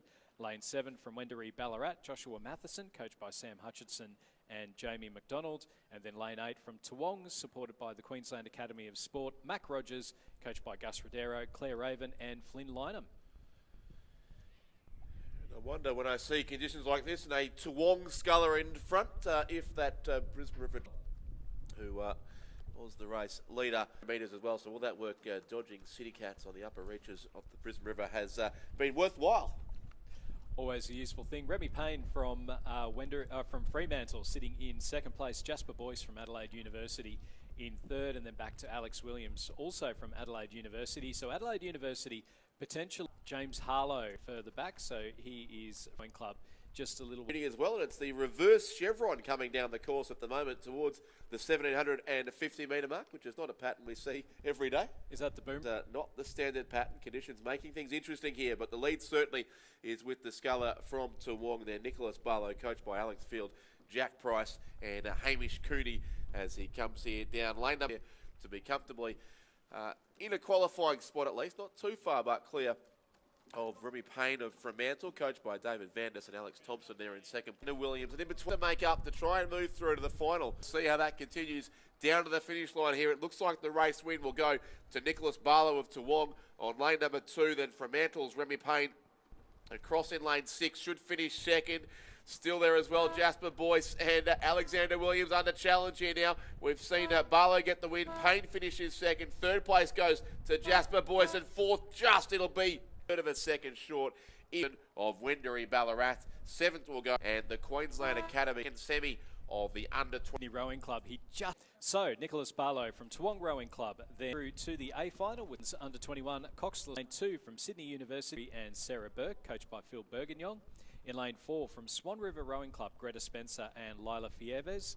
In lane 5 from Melbourne University, Amy Crow and Lola Dayan. In lane Melbourne University, Lulu Burney and Frankie Diva. And lane 8 from Toowong Rowing Club, Robin Matthews and Una Murphy, coached by Alex Field, Jack Price and Hamish Cooney. Lila Fieves from Swan River Rowing Club. We've seen them team and looking very comfortable out in front at the moment. And again, we'll see them rowing for WA in their Bicentennial Cup 8 on Sunday. Yeah, absolutely. No, a very strong combination margin at halfway from the University of Queensland combination of Scarlett Woodbury and Sarah Burke in second place. And then the composite Sydney Uni Adelaide crew, number 1, Jemima Dryden and Lucinda Johnston.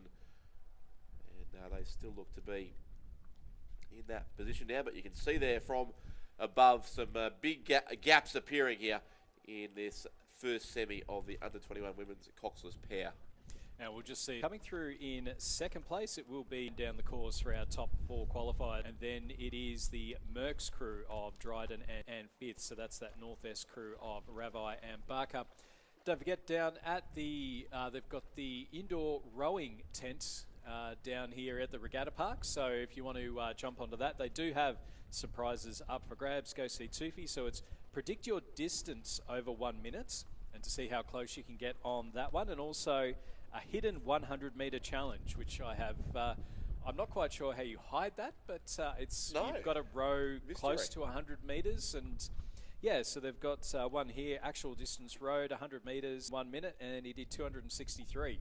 Wow. I've got a very easy way of doing it. I predict I do 0 minutes. Exactly, I was thinking. That's exactly right. Exactly right. Well, no, it sounds like fun, but yes, lots happening around the Regatta Park here at Lake Barrington. So please have a look, and you'll find plenty of entertainment beyond what's happening on the water. But a good race here in the under-21 women's coxless pair. But again, a strange progression pattern here. We're going to have lane 4 from lane 3, from lane 2, from lane 1, it looks like, as they head up into the final couple of 100 metres. So it is still Swan River, Spencer and Fiove from University of Queensland, Woodbury and Burke, Sydney Uni, Adelaide Uni.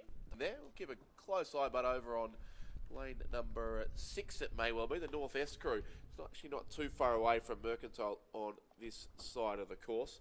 And I think we'll see that Noah Ravai and Lily Barker in the Tasmanian Youth 8s. Tasmania, a full suite of 8s at the Interstate Regatta, which is fantastic. Fantastic indeed.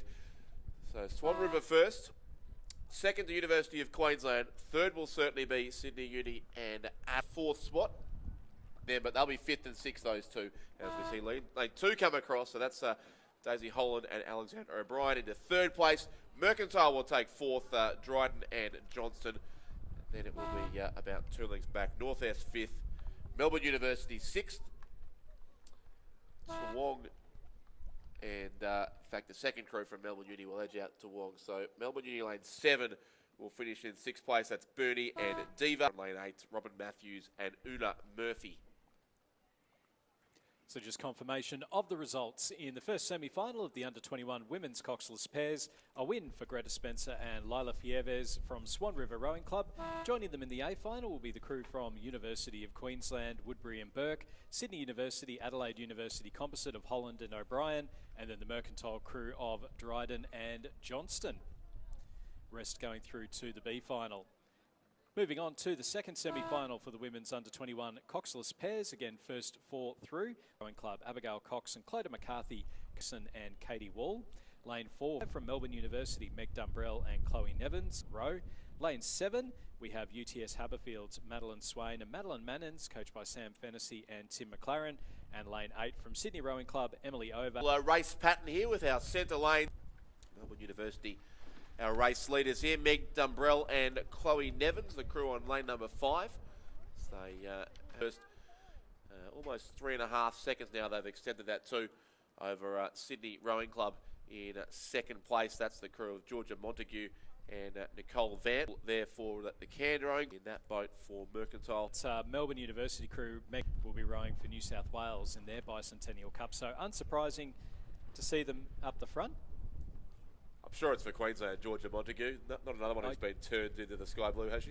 No, that is correct. Sorry, that's my Not mistake. yet, anyway. Georgia Campbell and Grace Turnbull also rowing for Queensland. But it is Melbourne University with that lead, and you can see there the conditions still very blustery. The ponytails blowing in the wind. The crew from Sydney Rowing Club, Georgia Montague and Nicole Vance, and then back to Cairns Rowing Club, Georgia Campbell and Grace Turnbull. So the chevron back in action. We've had the boomerang, we've had the straight line, and now it's back to the chevron. Indeed, yes. We're getting all the shapes around too. And but actually spent some time training down on board states. It's going to be Melbourne University here on lane number 5. Meg Dumbrell and Chloe Nevins, who lead pretty comfortably now, out to a couple of boat lengths. In fact, it would be there over the boat from Sydney Rowing Club, Montague and Vance there in second place. And still pretty clear cut behind them for third and fourth. Canned in lane 6. Harthy, of course, a former rower from the Nagambie rowing, to Melbourne University on lane 5. About 2.5 lengths they win this by, so a strong margin there over Sydney Rowing Club in second place. But both will go through to the final tomorrow of the under-21 women's coxless pair. Third place going to Campbell and Turnbull, and Mercantile will indeed hold on to fourth there. Cox, Madeline Swain and Madeline Mannins, the two Madeleines there, will finish in fifth place. Sixth on this side will be the University of Queensland, Lily Bragg and Astrid Coates. And seventh looks like Sydney on the far side, and eighth will be the West Australian Composite Crew, Uni of WA and Swan River. So a win for Meg Dumbrell and Chloe Nevins from Melbourne University. They'll go through to the A final of the under-21 women's coxless pairs. Second place going to Sydney Rowing Club, Georgia Montague and Nicole Vance. Third to Cairns, Georgia Campbell and Grace Turnbull, with fourth going to the men's under-21 coxless pairs. And again, first Farnell and Antoni Rabinski. Lane 2 from Mercantile, Jolie Conway and Sam Chin. In lane 3 from Fremantle, Austin Vincent and Liam Davis. Club, lane 6 and lane 8 from Tasmania is the Swan River, a Winella. A Winella, done again. It's certain. Kedos and James Young ahead. Mrs. Rowing in lane 7 a third. Jackson Gerst. Popular name back in... They go now, and our top four still look relatively clear. It's the final section of the course. So that is Quinton Marketos and James Young, coached by Mark Beer, Neville Kimpton and Olivia Jones.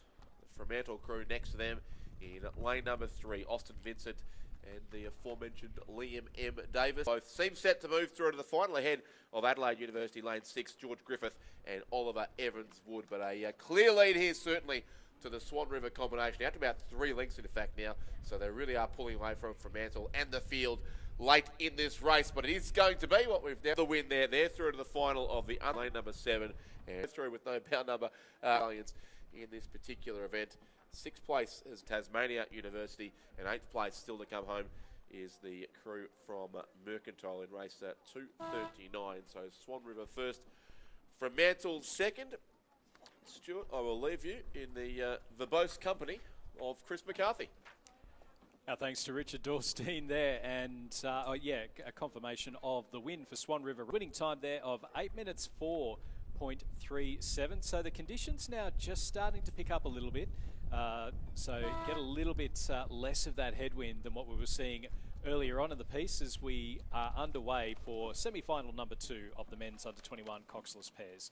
Lane 1 from Sydney University, Campbell Wickham and Gus Sears-Kohler, coached by Simon Huxley and Peter Warne. Lane 2, lane 6 from the University, and lane 8 from Mercantile himself, nice and settled in at our early leaders. Yep.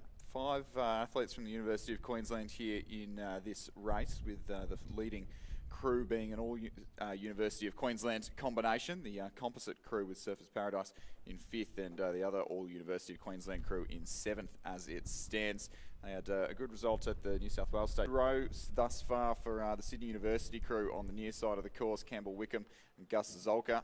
Campbell Wickham crew moving up into the under-21 ranks, and at the moment looking every bit the chance at an A final berth. They did have to come through the Repechage yesterday, so a great row for them on the near lanes.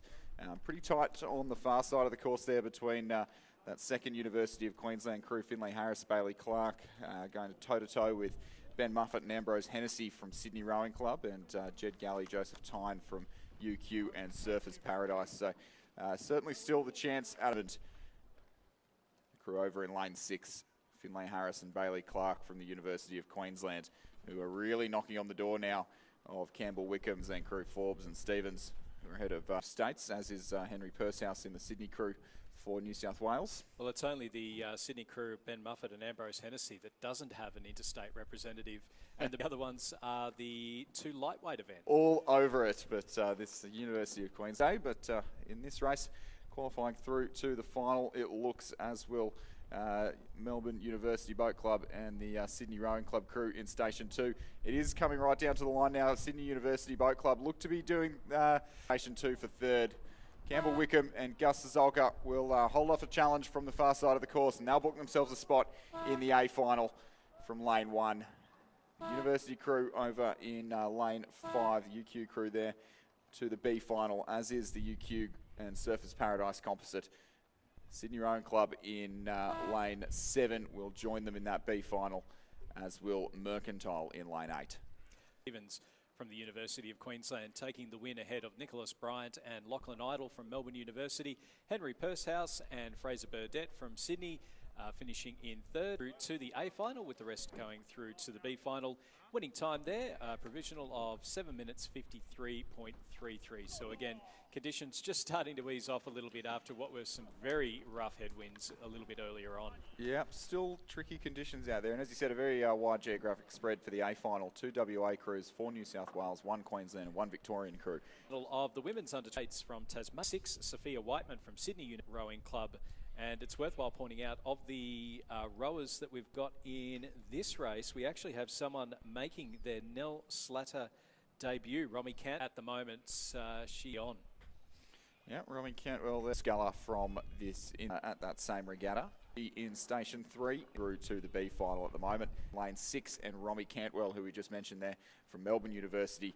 And in the centre of your picture in lane 5. Yeah, Jessica Malcolm from Centenary just a little bit behind her again as well. So UTS Haberfield sitting nicely out in club in second. And then as the drone just pulls across, you can see there Romy Cantwell from Melbourne University. Sophia Whiteman from is narrowing with every... Again, I wouldn't count out Jessica Malcolm from the Centenary Rowing Club. We know she is very quick. She's about a boat length back in 6th place at the moment, but over the last 500 metres of a single scull into a headwind, anything can happen. Yep, these boats, the slower they move, percentage when the speed is lower. Last 500 metres, I think Sophia Whiteman there on the far side, just with a little bit more momentum over Romy Cantwell. Sophia Whiteman, originally a Queenslander, just getting her bow ball in front from Melbourne University Boat Club, and it's the Victorian sculler just maybe getting a little bit friendly with the boys there and correcting slightly, but Sarah Fard on screen there, very comfortable, a lot of length. The alumni of the time, the name with the likes of Sarah Fard here, as this race for the final qualifying spot starts to catch the 2 scullers on the near side of the course, Holly Cannon and Olivia Yeats from Fremantle and Tasmania University, respectively. The rising tide on the far side certainly lifting all boats here, and the only relatively safe sculler is Sarah Fard there on the left-hand side of your picture, but looks like Romy Cantwell maybe just a little bit too far back in the closing stages here to be able to challenge the Fremantle sculler on the near side of the course, lifting now. She has seen the danger there of a late challenge and moving away from the field. She'll be best placed for second. Race for our 3rd and 4th should be close between Sophia Whiteman and Olivia Yeats, but very, very comfortable in the lead of this race. She'll book Fremantle's from Tasmania University for Romy Cantwell to the join her in that mission 8. So confirmation of the win for Sarah Fard from UTS Haberfield. She'll go through to the A final. Joining her there will be Holly Cannon from Fremantle Rowing Club, Olivia Yates from 13.27.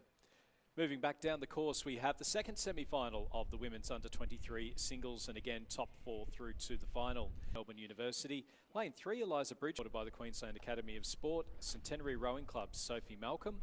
Lane 5, Liesl Page from Sydney Rowing Club, coached by Lachlan Carter and Florence Griffiths, as is lane 6, Ella Spalding. And 8 is the University of... Second semi-final, or rather, sorry, that semi-final, sitting pretty important in a 3-way battle for 3rd at the moment, which is currently being bested by Liesl Page of Sydney Rowing Club, but tightly or narrowly followed by Boat Club. But none of these, of all of these scullers, 6 scullers in contention for an A final, and none of them semi-final. Meg Cartwright, or rather, as we correct our timing screen, it was Liza Bridgefoot still in 2nd, Liesl Page in 3rd, Sophie Malcolm in 4th, Meg Cartwright in 5th, and only about 2.5 seconds separating all of those scullers as the sculler on the near side of the course in Station 3, Eliza Bridgefoot, moves out to just a tiny bit of lead. I think she's just hit the lead ahead of the Sydney Rowing Club sculler in the Empacher Shell on the far side there, who represented Australia field. I think the depth of under-23 women's sculling this year has been fantastic.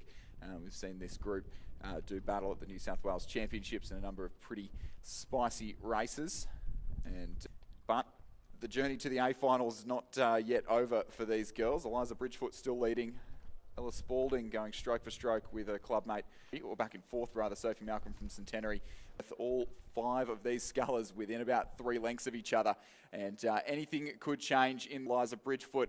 Just starts to move out to a little bit more of a lead in the closing stages of this race. But Repechage, Ella Spalding, out to a little bit of clear water over Cartwright on the near side. She's looking like 5th place and the one to miss out on the A final spot at the moment.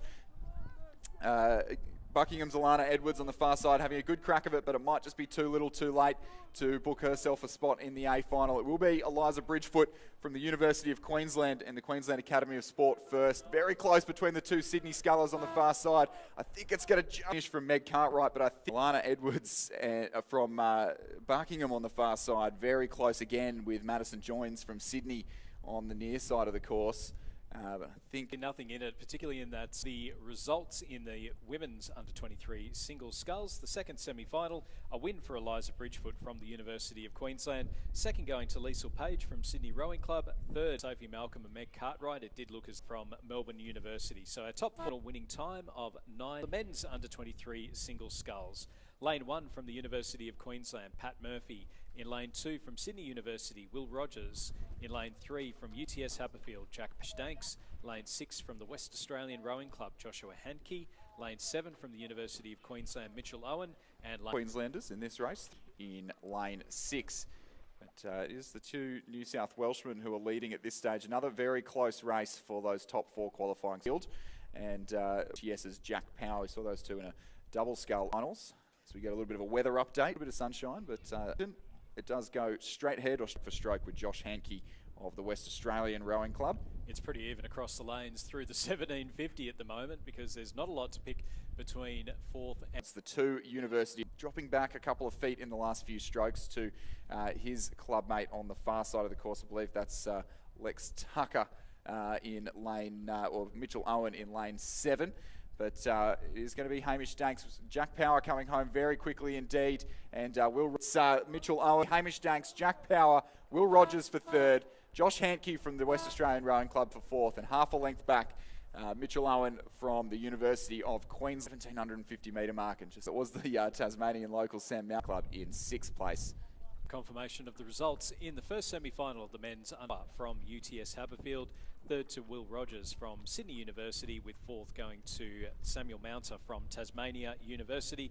Winning time there, final in lane 1 from UTS Haberfield, Liam Taylor. Lane 2 from Toowong, Mitchell Bridge. Lane 3 from the University of Queensland, supported by the Queensland Academy of Sport, Andrew Waitman. Lane 6 from UTS Haberfield, Oscar Barigi and Nick Whalen. Coached by Nicholas Mitchell. Mitchell Bridge sitting, then Andrew Waitman from the University of Queensland. But certainly not a lot again, Chris, towards the 4th, 5th and 6th.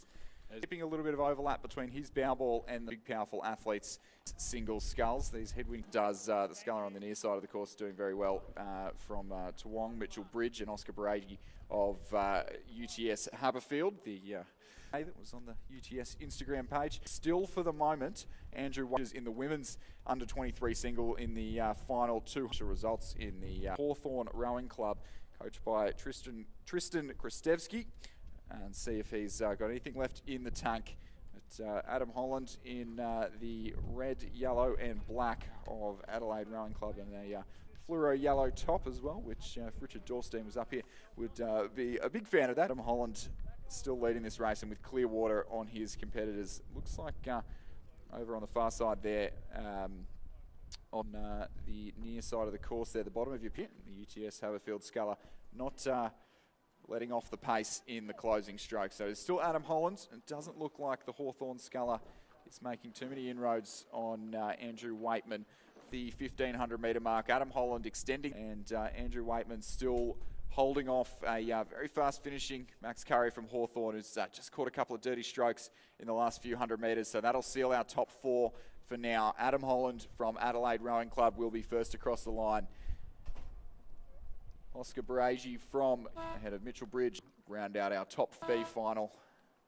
From Surfers Paradise Rowing from Sydney Rowing Club, just ahead of...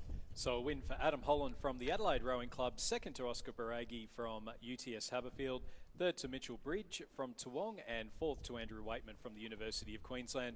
Those four rowers going through to the A final in a time very similar than men's single sculls. In lane 1 from Sydney Rowing Club, Nicholas Miro. Lane 2 from ANA Rowing Club, Kyle Fram. Lane 3 from Surfers Paradise Rowing Club, Marcus Delamata.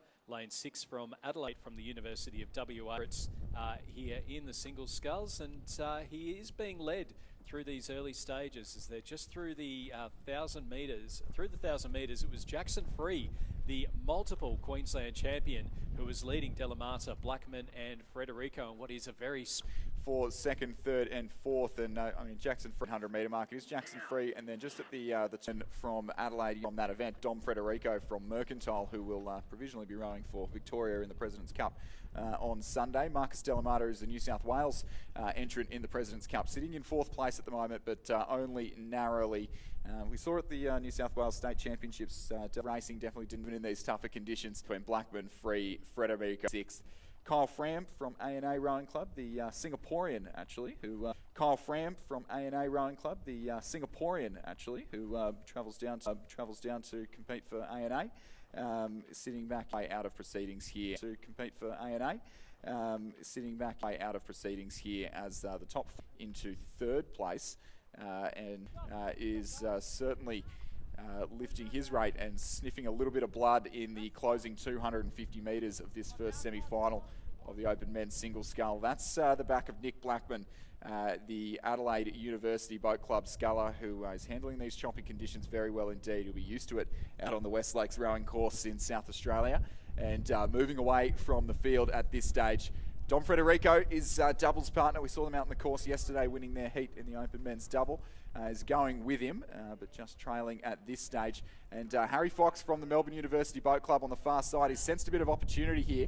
And Jackson Free from Griffith University Surf. He has seen the danger. 1,000 metre mark. Nick Blackman with the win there. Dom Frederico in second. Jackson Free from Surfers Paradise in third. Marcus Delamata from Sydney University Boat Club is there in fifth. Nick finds himself in sixth place and will contest the beef.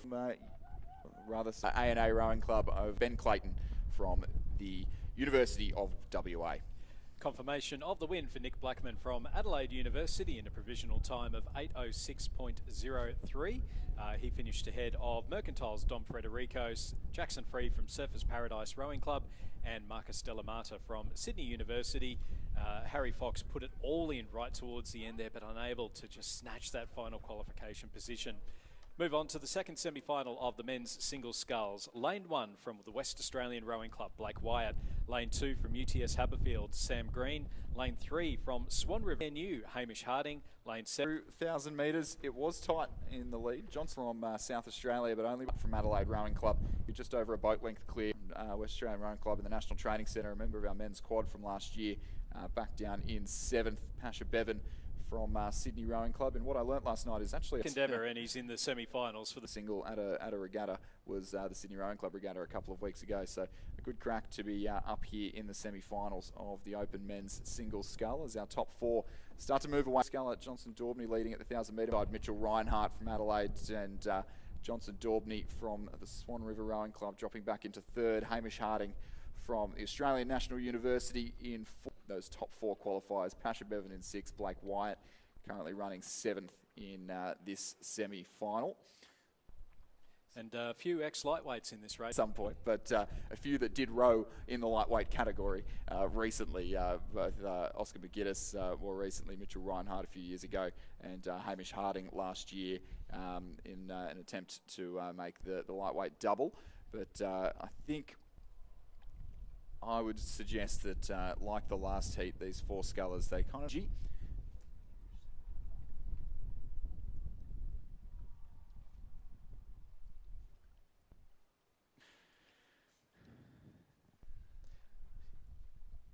So it's a strong lead here for our Adelaide Rowing Club.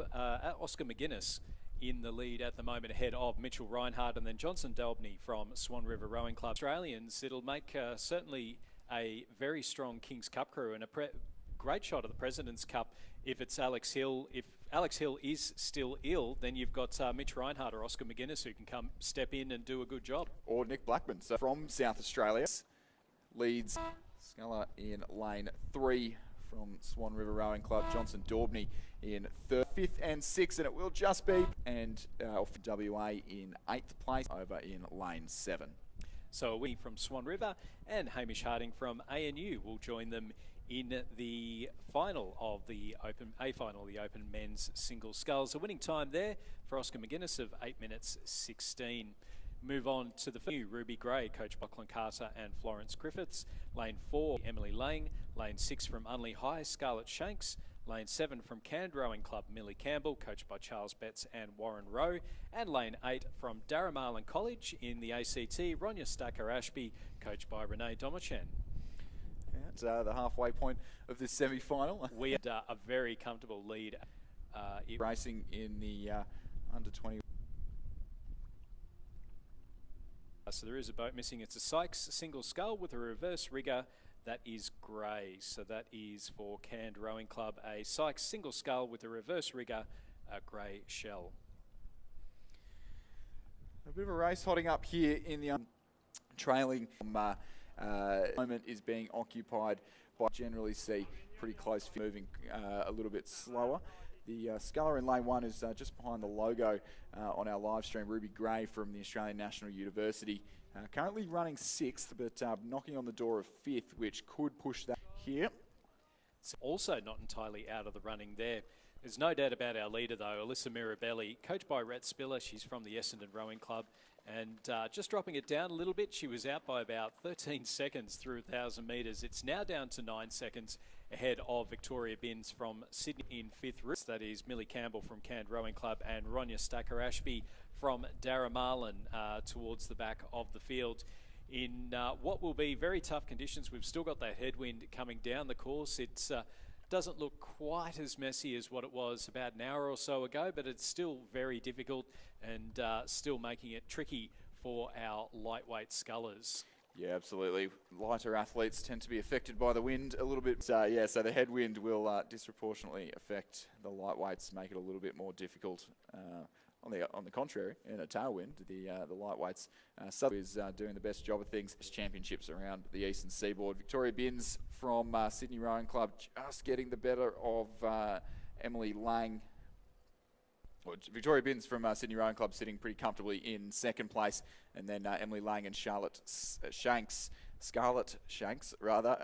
doing battle for 3rd. Dorset Bay from in the Red Zudi of the Tasmanian University Boat Club, who just starting to mount a challenge now in the closing few strokes. You can see the Adelaide Uni sculler there. Emily Lang, have a little look over to her right, so she's seen that challenge coming. Victoria Binns still sitting a bit over a length clear of that chasing pack. Alyssa Mirabelli will take the win here in this first semi-final. But our attention turning to a 3-way sprint to the line now. It wasn't really a race a couple hundred metres ago, and it's come alive in the closing strokes. Victoria Binns from Sydney is just moving herself away from that danger, and it will be the Tasmanian who's moved herself up into 3rd place as it was. She was 5th just 500 metres ago in the final, rather. So Imogen Stewart from Tasmanian University Boat Club, Emily Lang from Adelaide at the post, Evan Millie Campbell in... And confirmation of the win for Alyssa Mirabelli from Essendon Rowing Club, a time of 9:43.82. So that headwind really, and 4th to Emily Lang from Adelaide University. Those 4 going through to the A final, with the rest going through to the B final. Our next race is the 2nd semi, Gleeson Payne. Lane 2 from Commercial Rowing Club, Georgia Moore, Annabelle McKenzie. Lane 5 from Banks Rowing Club, Francesca Spano. Lane 6 from Toowong, we have Tiggy Wake. Lane 7 from Townsville and James Cook University, Nisha Hammond. And Lane 8. Yeah, so the possibly learning a commanding up for that last qualifying spot. These lightweight races, just even in the slower conditions, really not failing to deliver here. We'll get we had some Spano. As Annabelle McKenzie looking at lightweights, and then it is the lightweights in the women's lightweight. Alyssa Mirabelli from 4-2 the first time. That rowing club scattered all amongst them. Grammar leading convincingly from Alice O'Toole of Toowong Far left of your pick in Townsville, JC Barno. I'm all over the place today, Stuart, looking at, we've finally got a timing screen in front of me and I can't read it. Francesca Spano from Banks there in the pink Zudi is in third place, but doing battle with Toowong's Tiggy Wake and Commercial's Georgia Mortimer. So the Victorian holding off the two Queenslanders, or looking to at least, as this Council Grammar looking very, very comfortable in the lead of this race, as is Alice O'Toole from Toowong. I believe those two rode the double together yesterday afternoon in the under-23 lightweight double scull. And then over on the far side of the course there, Toowong's Tiggy Wake looking good for a challenge here. But there is Tiggy Wake on the far side in the red boat. Francesca Spano from Banks next to her, and then on the near side of the course from Commercial is Georgia Mortimer. These three scullers have been bow ball to bow ball for the last 800 metres or so. I've struggled to figure out who's who, but it is certainly those three who have been doing battle for that last qualifying spot. I'd say it is the Toowong sculler on the far side, Tiggy Wake, who is looking like she's going to take third, but who's going to take fourth and fifth? In fact, it's changing stroke for stroke at this point. It is going to be the Toowong sculler, Spano from just a second's time. I think we're calling for the video replay on that one. Yeah, that's been a mess. that is very, very tight there. I think between Francesca's timings that are up on the screen aren't exactly right, not least because we've got Alice O'Toole going through twice. Coming through the line now is Nisha Hammond timings as they come up on the head of Alice O'Toole from Toowong Rowing Club, and then it did look like Tiggy Wake from Toowong Rowing Club finishing in third place. Yep. And then on the screen at the moment we do have Georgia Mortimer finishing just ahead of Francesca Spano. So it's so we'll wait to see the official results on that one. But certainly a very exciting race in the women's lightweights. Rowing course, it is an absolutely stunning venue. For the people that are coming down here, you are in for an absolute treat. The drive coming down the hill from the main road here onto the lake, it just absolutely takes your breath away. You can see all the boats set up in the boat park, the car park, so plenty to do and see here in course.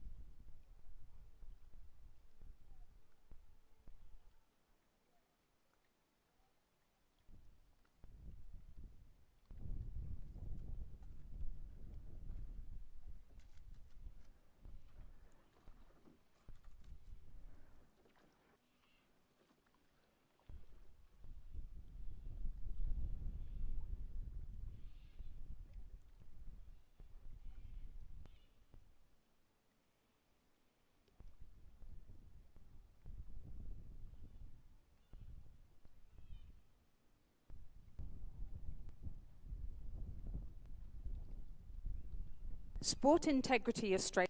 If you choose no. Learn from Australia's parents are welcome. From 8 a.m. to 9:30 a.m., where we celebrate the incredible achievements of women in sport and address the challenges they face. Enjoy a delicious breakfast, listen to a panel of trail union marquee Championships and possible. full southwest of West Australia, milk in Australia. Health and fantastic flavour are the priority at Bannister Downs, and we wish everyone the very best at the 2025 Australian Rowing Championship. Is proud to offer you 15%.com.au or Rossi.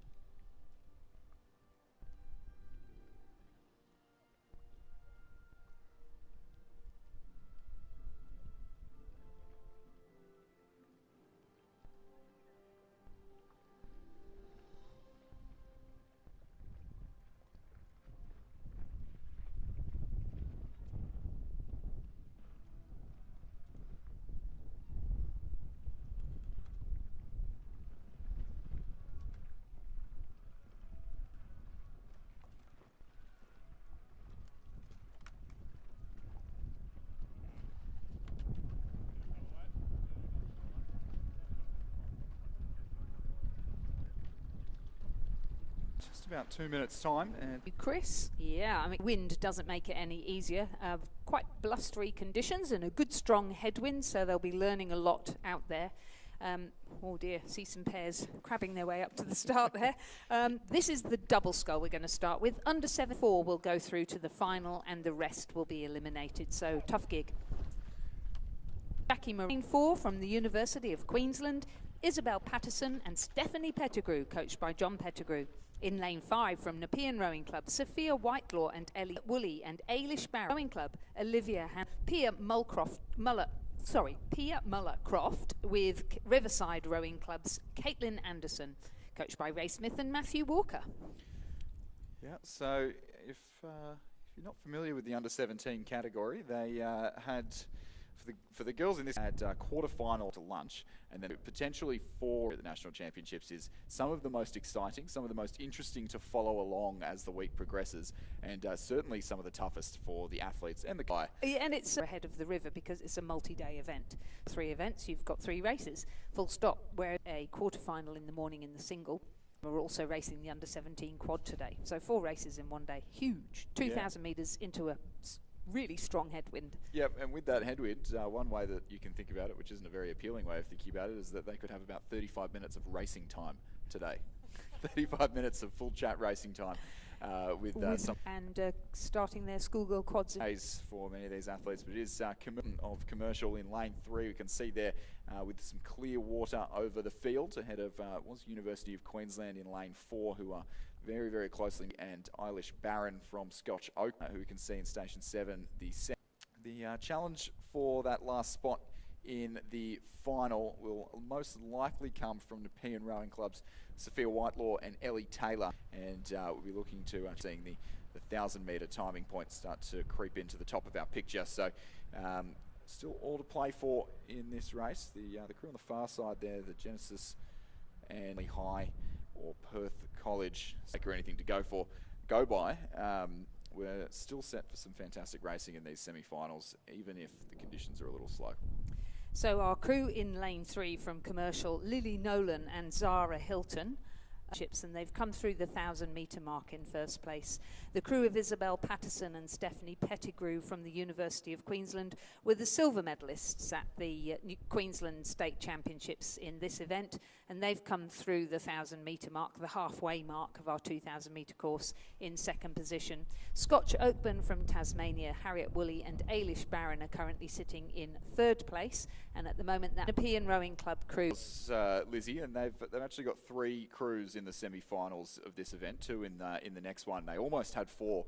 The Repechages were a very, very close affair indeed at that New South Wales State Championships that you well, that's the Queensland State Championships you got the results up for, but at the New South Wales State Championships, Commercial came down in force and actually won the under-17 8 at that event up against, I think, from Loreto Turak and Pymble Ladies College. So an amazing achievement for the competitive to the point where they won schools championships and not open to clubs.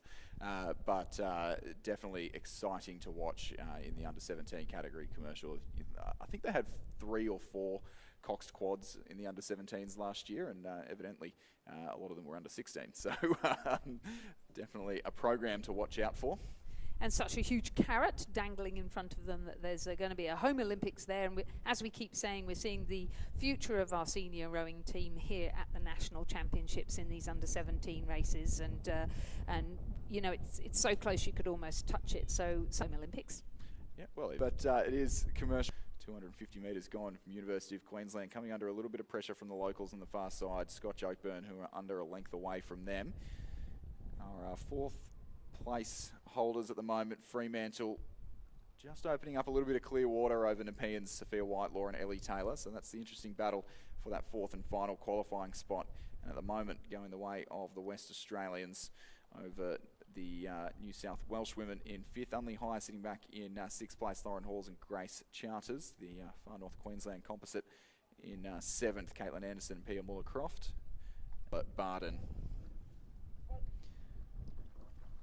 So the race for 2nd place starting to hot up now between the University of Queensland, who are 2nd from the left of your picture if you're joining us on the live stream, and Scotch Oakburn to their left-hand side as we see the Nepean combination chasing down our 150 metres here. UQ still in 2nd, half a length clear, or maybe 3/4 of a length clear now. Any slight error in on it, and as soon as you get a little bit off course with your steering, the headwind really makes your life very difficult. Commercial Rowing Club rowing in the and just this or only final rather. Queensland was in 2nd. Joining them in the A final will be Scotch Oakburn, and then Fremantle have managed to hold off very tidy looking Nepean Rowing Club crew to take that last qualifying spot to the semi, or to the final rather. We're getting there later in the week.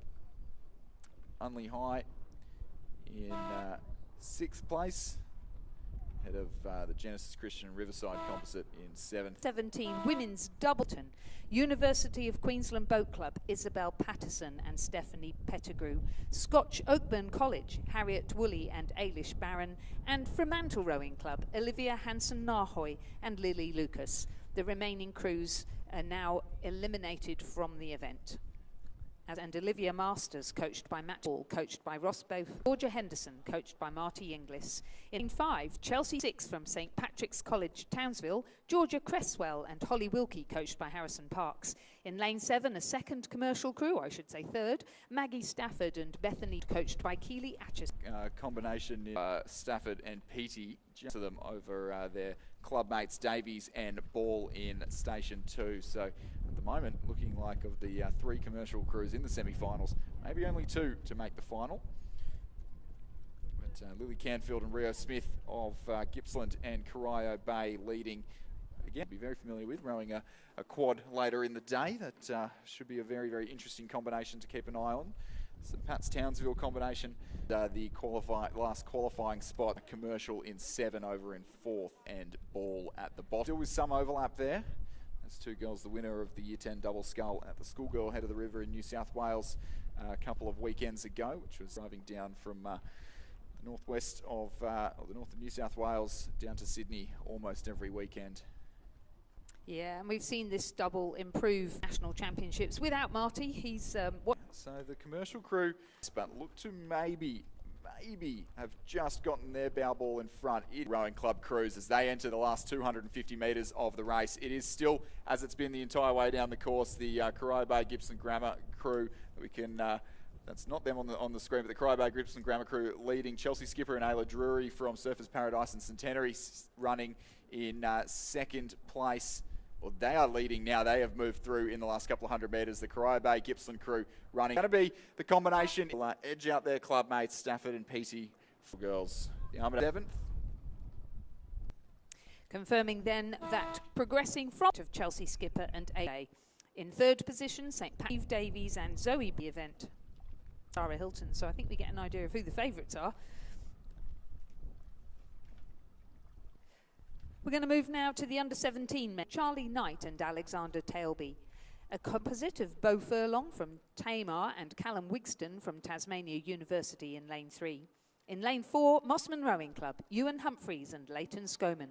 In lane 5 from Corio Bay, Taj Bailey and Zan Wales, Jessie Bray and Lachlan Schofield. And in lane 8 from the Southport School, Clancy Cohen and Tice Miller-Wright. So the Bailey twins, Taj and Xander, who did very well in their singles earlier this week. They're one of the ones that we've spoken about that have raced quarterfinals, semi-finals in this. They'll race the quad later on this afternoon along with our Mossman crew, who we can see on the screen there, Ewan Humphreys and Leighton Showman. That'll be an interesting combination to watch. They'll schedule for these under-17s. It is the brothers from Corio Bay leading over the Tasmanians in lane 3. Beau Furlong and Callum Wigston from Tamar and Tasmanian University Boat Club in second place at the moment, with Mossman Rowing Club, Ewan Humphreys and Leighton Showman 1 and 2 at the New South Wales State Championships in the 17 men's singles. So and both with good races in their quarterfinals this morning as well. Radford College in lane 2, sitting pretty in 4th place, and they look best placed to secure themselves the last qualifying spot through to the final of this event. No B finals, so 5th through 8th in this will be eliminated in this event, or 5th through 5th, 6th and 5th through 8th it is. So it is the Bailey brothers, Taj and Xander rather, of Corio. Furlong and Wigston for second, Mossman Rowing Club, Humphreys and Showman for third place. Radford College will take a very comfortable 4th. Charlie Knight, Alexandra Tailby. And then St. Augustine's, Jessie Bray, Lachlan Schofield, excuse me, will finish in 5th out of the qualification spots for the final. Southport School, Nancy Cohen, Tice Miller-Wright in 6th. Leichhardt Rowing Club in Brisbane Grammar in 8th. So confirming then the progression from the semi-final of the under-17 women's double scull is the first 4 through to the final, and that will be Taj and Xander Bailey from Corio Bay in first position, Beau Furlong and Callum Wigston of the Tasmania Unit College, Charlie Knight and Alexander Tailby. The remainder of the crews now drop out of the event.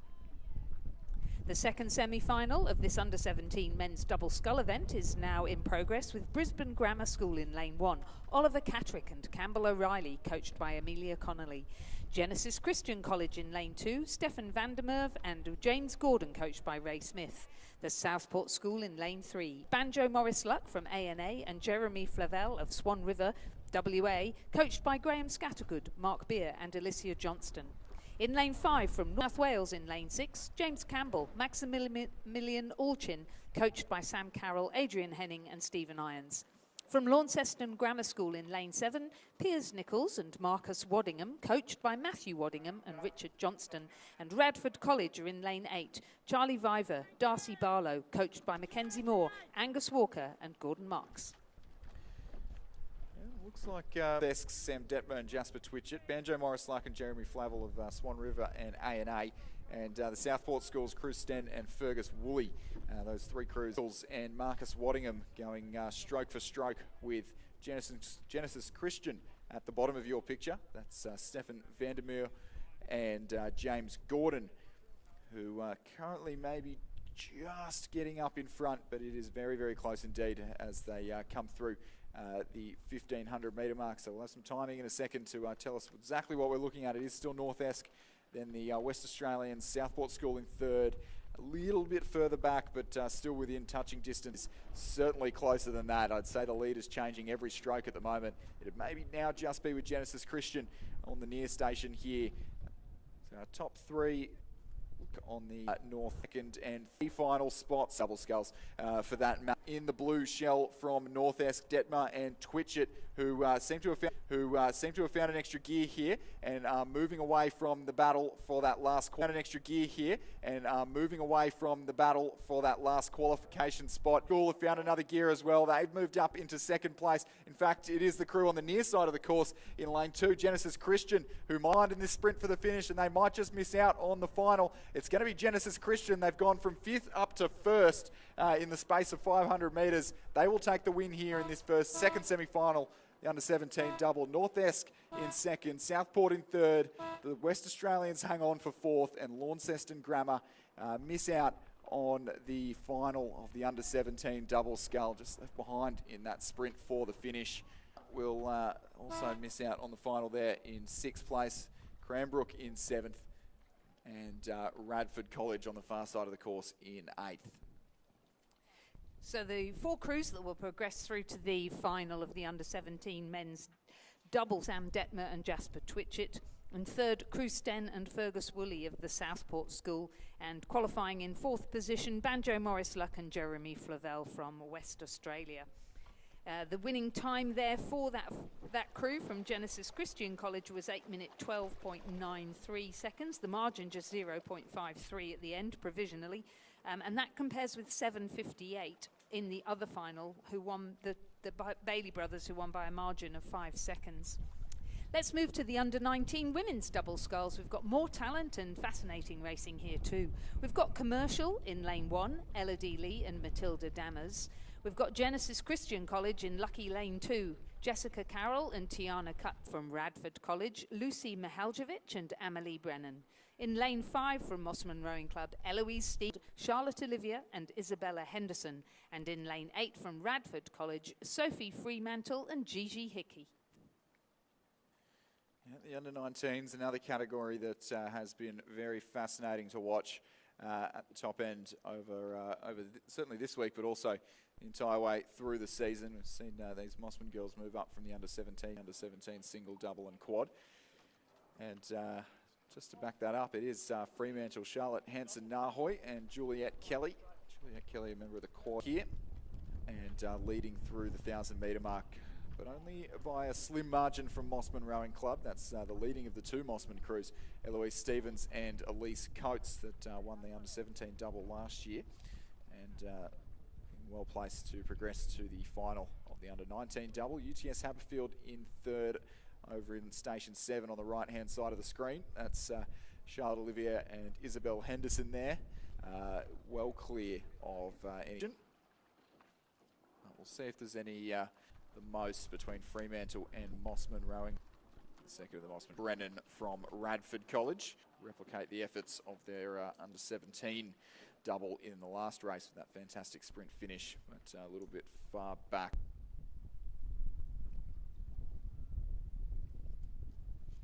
As you see there, the backs of Charlotte Hanson-Nahoy and Juliette Kelly as they hold off. Looks to be a little bit of a sprint finish from Mossman Rowing Club, who are very close to them in the headwind like this would be really back onto the course if they stop too soon. So it's showing the wind is still up here, slightly better than it was, or a bearing. Nahoy and Kelly on the right. It is Fremantle who've led the entire way down the course pretty much. Second place will be Fremantle across the line first, Mossman for second. UTS Haberfield on the fast in the end. So UTS for 3rd, Mossman. Commercial Rowing Club in lane 1 will cross in 6th. And Genesis Christians, Carroll and Cutts in 7th. And the Radford crew on the far side of the course, Sophie Fremantle and Gigi Hickey in 8th place in this first semi-final of the under-19 women's double. So going through to the final will be Charlotte Hanson-Nahoy and Juliette Kelly from Fremantle in the fastest qualifying position. The Mossman crew of Eloise Stephen and Elise Coates. The 3rd position was UTS Haberfield, Charlotte Olivia and Isabella Henderson. Fantastic result for them. And then 4th, the 2nd Mossman crew, Frida Kirkham and Lottie Ravenstein. So well done, Mossman. 2 crews into the final. Well done, Fremantle. Great race there, winning by 2.51 seconds in a time of 8 minutes 39. The second semi-final is underway. In lane 1, we have Xenia Palmer from Sydney Rowing Club with Ebony Harridge of Yarra Yarra.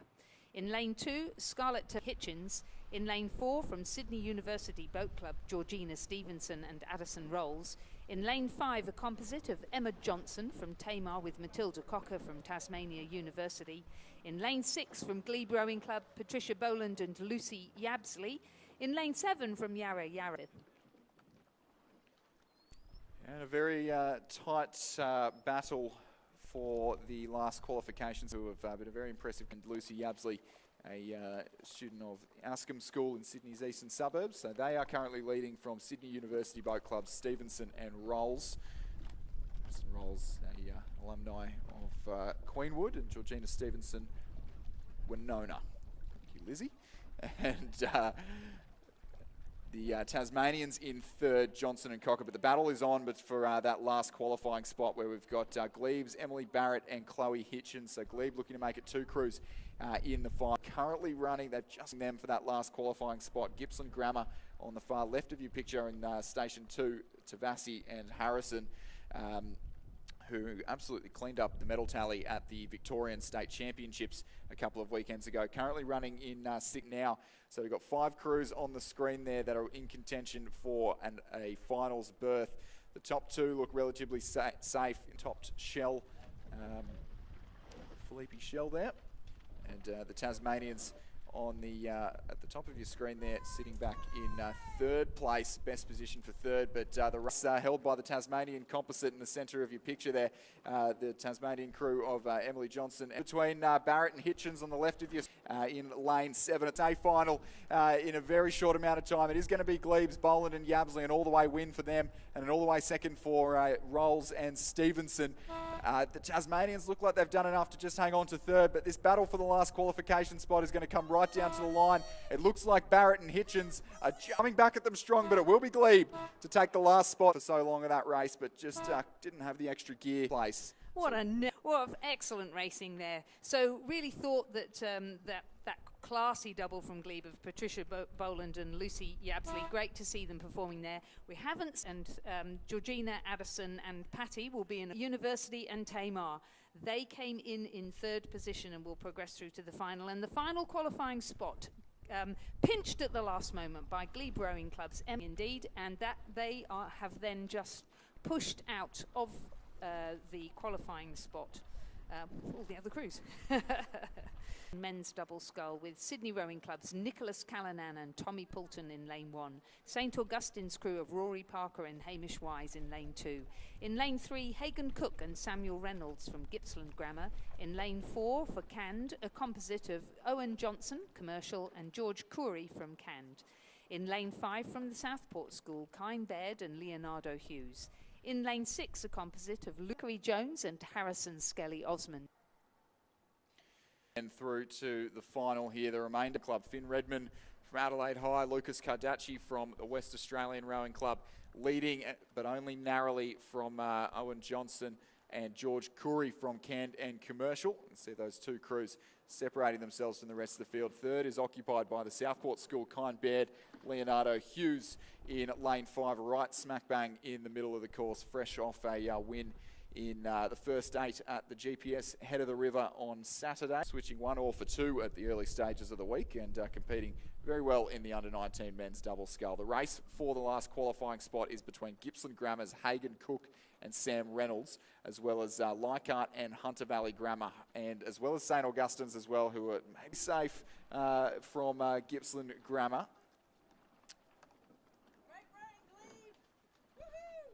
Yeah, Gippsland Grammar second from the bottom of your picture there that you can see Dylan Lee, who are now about half a length behind, so certainly well and truly in the hunt in the closing stages of this race at Gippsland Grammar with the ascendancy. But the Adelaide High West Australian Rowing Club crew over the route of the final as well, fourth and take that last spot. Sydney Rowing Club crew of the first semi-Australian composite of Cardaci and Redman, the Southport School crew of Baird and Hughes, and the Gippsland Grammar crew of Cook and Reynolds. Provisional winning time 7 minutes 38.7. The second semi-final of the under-19 men's double scull is in progress, with Trinity Grammar in lane 1, represented by Matthew Talty and Matthew Rigby. Tasmania University and Essendon in lane 2, Rhys Davey and Noah Haas. Kentish Rowing Club in lane 3, Angus Robertson and Wiley Jackson. A composite in lane 4 of Luke Purdy from Hunter Valley Grammar School and Tobias Elias of Mossman Rowing Club. In lane 5, Trinity. In lane 7, Radford College, Joshua Miller and Hamish Whithit and Riley Dale. Has Harry Dimmock from Kinross Walleroy from Mossman Rowing Club, and leading very comfortably by about 2 boat lengths from Tasmania University and Essendon. Noah Haas from Tasmania University and Rhys Davey, and Radford running 4th at the moment. Radford's closest competitor would be the boys from Kentish Rowing Club, the true locals. We refer to all Tasmanians as locals here on the live stream, but Kentish Rowing Club with their shed being here. Appear from the screen as the by 6.5 seconds now, so stretching out that advantage. Trinity Grammar sitting fairly comfortably in 3rd place, and then over on the far side, Radford College still running 4th, and the boys from Kentish and Trinity Grammar with a second crew in lane 1. Very, very tight for 5th and 6th place. So we'll see if that battle for 5th can impact Radford College's run for a final. Seems to be all of these semi-finals, Lizzie. We've had one very exciting one where the race for 4th and 5th has been to almost a photo finish, and then we've had one just to give the commentators a break. Yeah, I've got to say, Luke Purdy, he's a lightweight. All credit to him. It is, I would think, exhausting for all of our under-17s and under-19s because there are so many races. But to see such quality sculling, because they have been so busy training the Penrith Cup, and yes. Definitely won't spill any more New South Wales secrets, but definitely an event I'm looking forward to watching on Sunday afternoon. But for Tobias Elias, who will take the win in this semi-final, book their spot in the A final in a very quick time, considering the conditions. The under-19 men's double scull. The all-red composite combination of Tasmania University and Essendon rowing clubs. Haas and Davey in 2nd. Johnson and Devlin from Trinity Grammar in 3rd. And this race for 4th has hotted up a bit, but I don't think there's going to be too much threat to the boys from Canberra. Radford College on the far side of the course there. 5th ahead of the local. Will cross in 7th.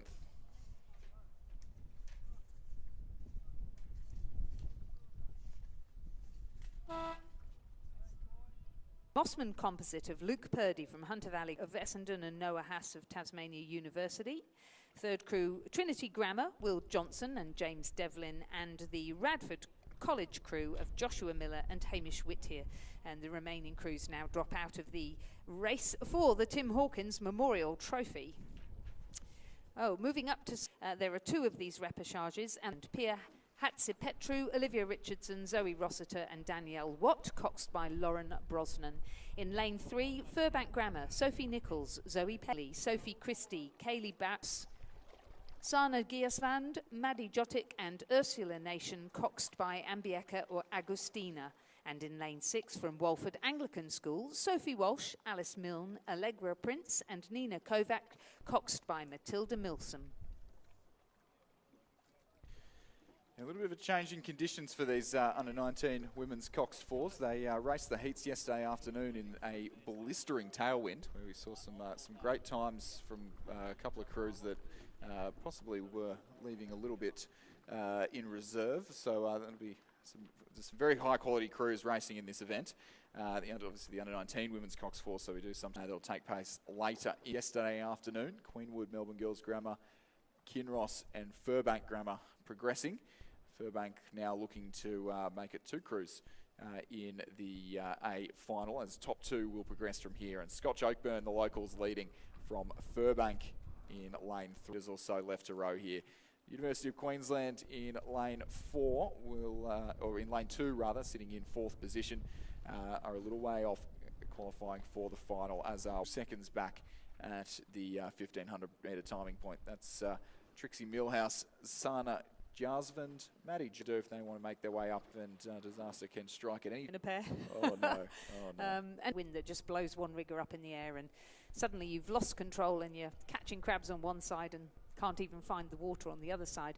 But that's why miles make champions, eh? Yep, exactly.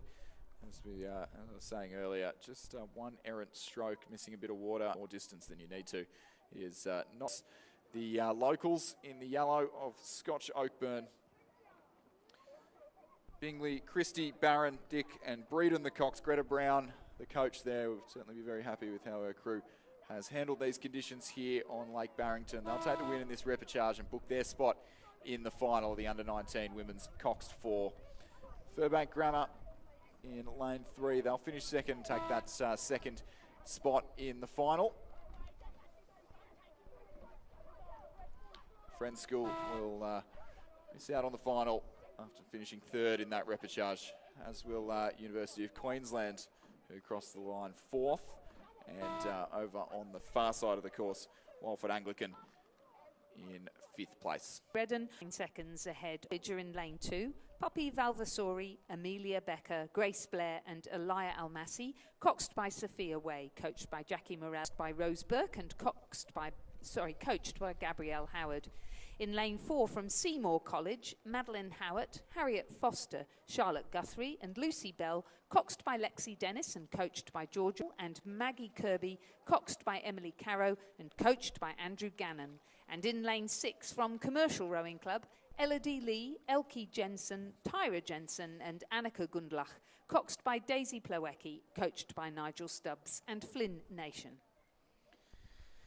Yeah, 1,000 metres road now, a slightly tighter race for the top 2 qualification spots to the final here in this second repechage of the Under-19 Women's Coxed 4. It is Kinross Wallaroy who are leading the race by some clear water now, 5 seconds ahead of the field. That's the combination of Sienna Wilkin, Ruby Lego, Jemima Scammell, Maggie Kirby and Emily, their first 8 in the heat repechage, as they lead the combination to their right from Seymour College in South Australia. That's Madeline Howard, Harriet Foster, Charlotte Guthrie, clear of Ballarat, Goodson, Burke and Gabrielle. Your picture there, the other 2 crews in the race, Commercial and Perth College, a little way out of proceedings at the moment, and will be, they are in fact locked into a fairly tight battle for 4th and 5th place. And of Ballarat, Clarendon, slightly this Kinross, but stride towards the finish line here at Lake Barrington. Carrow, coached by Andrew Gannon, and the Lexi Dennis, coached by 2:07, which compares with 8:20 in the previous repechage, so very similar times.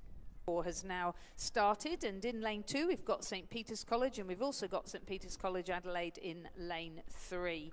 In the lane 2, Lockie McKenna, Indy Mader in lane 4, Thomas King, Patrick Keenan, Blainson, Blore, Robinson and Mitchell Lucas, coxed by James Appleby. Scotch Oakburn from Tasmania are in lane 5. Charles Corrigan, Ollie Dowling, Harry Dennis and Hugh Talbot. Lewis Hill, Max Rodman. 2 repechage with the remainder eliminated. Once again, it is going to be from the 3 South Australian crews in this race, looking like maybe only 2 of them, or maybe only one of them, to claim one of those top 2 spots. So at the moment, Scotch College Adelaide leading in Station 4 from Brisbane Boys College by only 0.23 of a second at the 500 metre mark. So we'll see how this race unfolds from here. Certainly in the Coxed 4, leading at the 500 does not guarantee a win at the 2,000 metre mark in the way that it sometimes can in quick conditions in an 8. But Scotch Australia, that's half of their second 8 in 3rd at that first timing point, and Scotch Oakburn from Tasmania.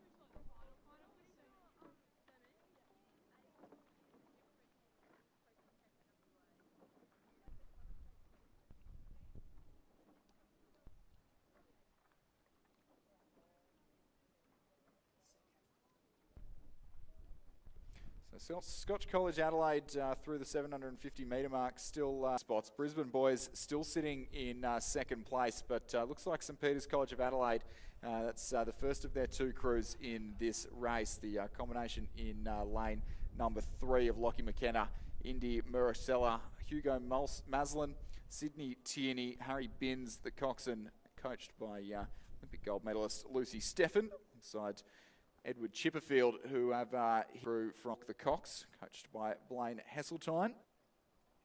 1250 metre mark there, so we get an update and timing in a second as we ride on board with a very classy looking combination from Scotch College Adelaide, which consists of Thomas King, Patrick Keenan, Blainson, Blau Robinson, Mitchell Lewis and James Appleby, the Cox. So it's a very good looking crew. St Peter's College in Adelaide having a run at 100. Brisbane boys on the far side of way fight for the last quality of your picture. But yeah, they are starting to take Scotch Oakbourne, the locals, along for the ride now in this push towards the line.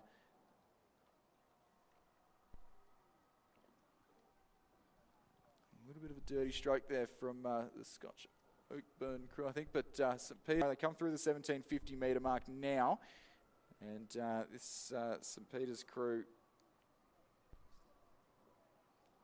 well down in the rankings in the heats, but having a great fight for the second qualification. Scotch College from Scotch Oakbourne, rather, with fantastic row. They're about 3 lengths down at 750 metres to perfection. It is still Scotch College Adelaide. The lead now in front of Brisbane Boys College, who have sat second for the entire race. St Peters and Adelaide, they're not going to get into the top 2. It is going to be Scotch from Adelaide, Scotch Oakbourne in second. Brisbane Boys heartbreak on the line there as they drop Peters College crews after was a great push in the middle of the race from their leading crew, but not quite enough to challenge for the that last qualification spot. What a race, Lizzie. Wow, yeah, 2 completely different things happening there. Scotch College Adelaide looking so fantastic, powerful, strong, long and confident out there in front, winning in a time of 7 minutes 18.2, and then a race for the line, and as Chris said, heartbreak for some of our competitors.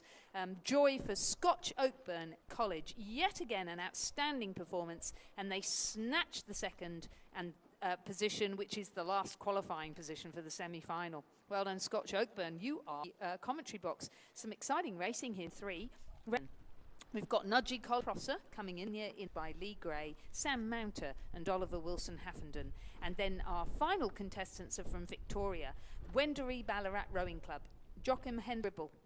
Thanks, Lizzie, and thanks to Chris McCarthy for his commentary over the last couple of hours on the course at the moment. It is St Virgil's College from Tasmania leading out the boys from Nudgy College in Brisbane, and then it's across the field. It's a lovely geographic spread. We've got the 4 states represented here in South Australia, Queensland, Tasmania and Victoria. The Victorians sitting in second place. Now, they were over a boat length back on that Nudgy College crew in lane number 4, but now they've got some overlap that Wendouree Ballarat are going to go through, stretching that lead out now to Unley High in 4th.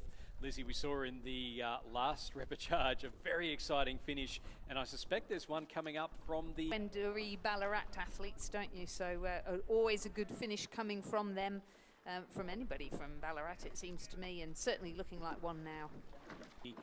For the New South Wales regattas, but the regional Victorian city of Ballarat, and also from Gibson Grammar in Sale and Geelong with Corio Bay. Yeah. Although whether or not they like being called regional might be a different, little bit of a different story. You can hear the crowds now. They're starting to build up here as we get further into the regatta, and at the moment they are cheering on the crews from St Virgil's College here in Tasmania, Nudgy College, into the final stage. Length lead over Ballarat. They've moved ahead. Ballarat. They've moved ahead. Nudgy. The photo finishes. A good high, taking 4th position in the high. Taking 4th position in the second repechage of the under-19 men's Cox 4. But going through, definitely St Virgil's charge of the under-19 men's Cox 4. But going through, definitely St Virgil's and their bow in front 5-6, so just a second slower, 3 seconds. And their bow in front 5-6, so just a second slower, 3 seconds. They held on nice. Seemed to time that run to absolute perfection. 21 men's double scull. So we're going from sweep oar, where you have one oar for each person, to back to sculling, where each person has 2 oars, one in each hand. This is a semi-final, and the progression is that the first 4 go through to the final. In lane 1, we've got Mac Rogers with Max McAlpine. This lane 3, Adelaide Union. 5, a composite of Jack and Joshua Matheson. In lane 8, from Hawthorn, Emil. See them in lane number 4. That's University. It's final 2 qualification positions. So in lane number 3, Adelaide University, Jasper Boyce, Alexander Williams ahead of Lawson Banks and Kaylin Routley from UTS. And then a couple across from them, we've talked about Wendouree Ballarat, Angus Murfitt and Joshua Matheson. We just saw a Wendouree crew fly through over the final 500 metres to take the lead ahead of Sydney University, UTS, Power and Rogers. They're our 1 and 2. Adelaide University still sitting in 3rd place, and then it's a couple of seconds back to UTS in lane 2, and then Wendouree Ballarat another 2.5 seconds back in 5th place. Hawthorn, the second crew, Stitka and Stoot in lane number 8 are sitting in 6th, and then back again to the Sydney Toowong composite, and then off again to the University of Queensland crew sitting in 8th place. So as we look up the fields, the sun well and truly glistening off Lake Barrington. It really is the best word for it, isn't it? It is beautiful. Lovely shot there. We can see in the foreground the composite of Jack Power. That's Jack Power in the black and white and teal upward stripes, and in the stroke seat, Will Rogers. He was the junior single sculler for Australia at the Junior World Championships last year, where he managed to get into the A final, which was wonderful, trying to race back against that Hawthorn crew of William Hexter and Max Curry that are currently sitting in 1st position. Yeah, and as I watch there, I can see they're putting on the power first and letting the rate come up with the speed of the boat rather than put the rate on first. Really powerful there, and very smooth sculling again. Neck and neck now between Sydney University, UTS Haberfield Composite and the Hawthorn crew. So it is Hawthorn with that lead. Sydney University and UTS in 2nd place, then back to Adelaide University in 3rd, and then it's UTS and Wendouree Ballarat. We'll get to that in just a moment. It is going to be a win for Hexter and Curry from Hawthorn. 2nd place going to Power and Rogers from Sydney University.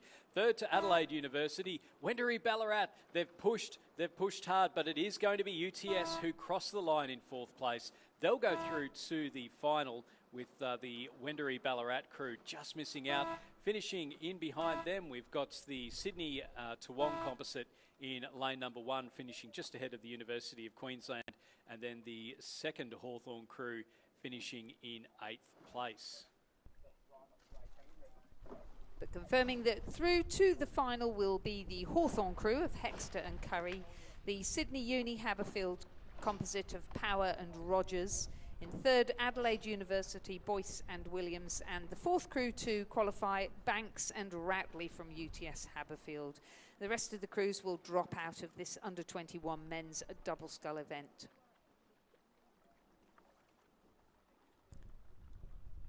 And I've just got confirmation, well, it's still unofficial results, but from the under-19 Coxed Fours, I think they're well and truly checking it, because on the Regatta page at the moment, 0.01 of a second between Nudgee and Wendouree Ballarat, and they've got Nudgee just. So we'll wait for that to tick over to official. Poor old officials, as if they haven't got enough to do. We've got the second semi-final of the under-21 men's double scull in progress, with a composite in lane 1. Nicholas Halalos from the Norwood International High School of Adelaide, and Igor Zarabin from Adelaide Rowing Club. In lane 2, from Sydney University, Sebastian Atherton, who also hails from Adelaide, and Caden Miller-Wright, who's from the Southport School. In lane 3, from Adelaide University and Mercantile, Archie Critchell and Henry Belcher. In lane 4, from North Esk Rowing Club, Oliver Quinn and Cam Parker. In lane 5, from Canberra Rowing Club, Darcy James and Jesse Rosin. In lane 6, from Swan River and West Australian Rowing Clubs, Tom Bias and Luke Porteous. In lane 7, from Sydney University Boat Club, William Fuller and Alexander Tetley. And in lane 8, from Canberra Rowing Club, Angus Scott and Dylan Outram. And in the early stages, it is the two crews in the middle from the two smaller states/territories. So North Esk's Oliver Quinn and Cam Parker leading out Darcy James and Jesse Rosen from Canberra Rowing Club. Now they've got themselves a nice little lead over the Adelaide University Mercantile Composite of Archie Critchell and Henry Belcher. So South Australia well represented in this one. Sydney University, William Fuller and Alexander Tetley sitting just in fourth place, half a boat length ahead of Thomas Bias and Luke Porteous from Swan River and the West Australian Rowing Clubs. And then back a little bit further, Sydney University, Atherton and Miller Wright just ahead of Scott and Outram from Canberra Rowing Club, and then Halulis and Zarubin from Norwood International High and Adelaide. So we'll see as they're just coming through the 1500 metres. It's some nice sculling here from the North Est crew sitting ahead of Canberra Rowing Club, supported by the ACT Academy of Sport. Adelaide University and Mercantile are sitting in third place, sorry. And then in the battle for fourth, it is Sydney University leading Swan River Composite by just over a second. So again, there's you can see on the screen there the two crews middle right of the screen. So Sydney University second from the right, and then Swan River West Australian Composite next to them. It's half a boat length, but it looks like Sydney University might just be stretching out that lead. Also stretching out the lead at the front, it is North Esk, Oliver Quinn and Cam Parker ahead of Canberra Rowing Club, Darcy James and Jesse Rosen. This double from Canberra Rowing Club rowed together at Marist College. They've spent a number of years now in the ACT High Performance Program, and great mates, and looking very good in second place. Third place at the moment is still the Adelaide University Mercantile Composite of Critchell and Belcher. And then it does look like Sydney University are just stretching out a little bit further. It's gone from half a boat length over 1500 up to nearly a full boat length here at the 1750 metre mark. No doubt about our leaders though. North Esk Rowing Club. So we are going to have local representation, barring disaster, in the final of the men's under 21 double sculls. You can see Canberra Rowing Club in behind them, Darcy James and Jesse Rosen. And so they're our 1 and 2 as things stand. Adelaide University and Mercantile, Critchell and Belcher sitting nicely in third place, with Sydney University still looking good for fourth. As we go up towards the finish line, it is going to be a win for the locals. Oliver Quinn and Cam Parker from North Esk take the W ahead of Darcy James and Jesse Rosen from Canberra Rowing Club. Third place will go to the Adelaide University Mercantile Composite of Archie Critchell and Henry Belcher, with Sydney University finishing a boat length ahead of the very fast finishing Swan River West Australian Composite, as well as the Canberra Rowing Club crew over on the far side of the course as well.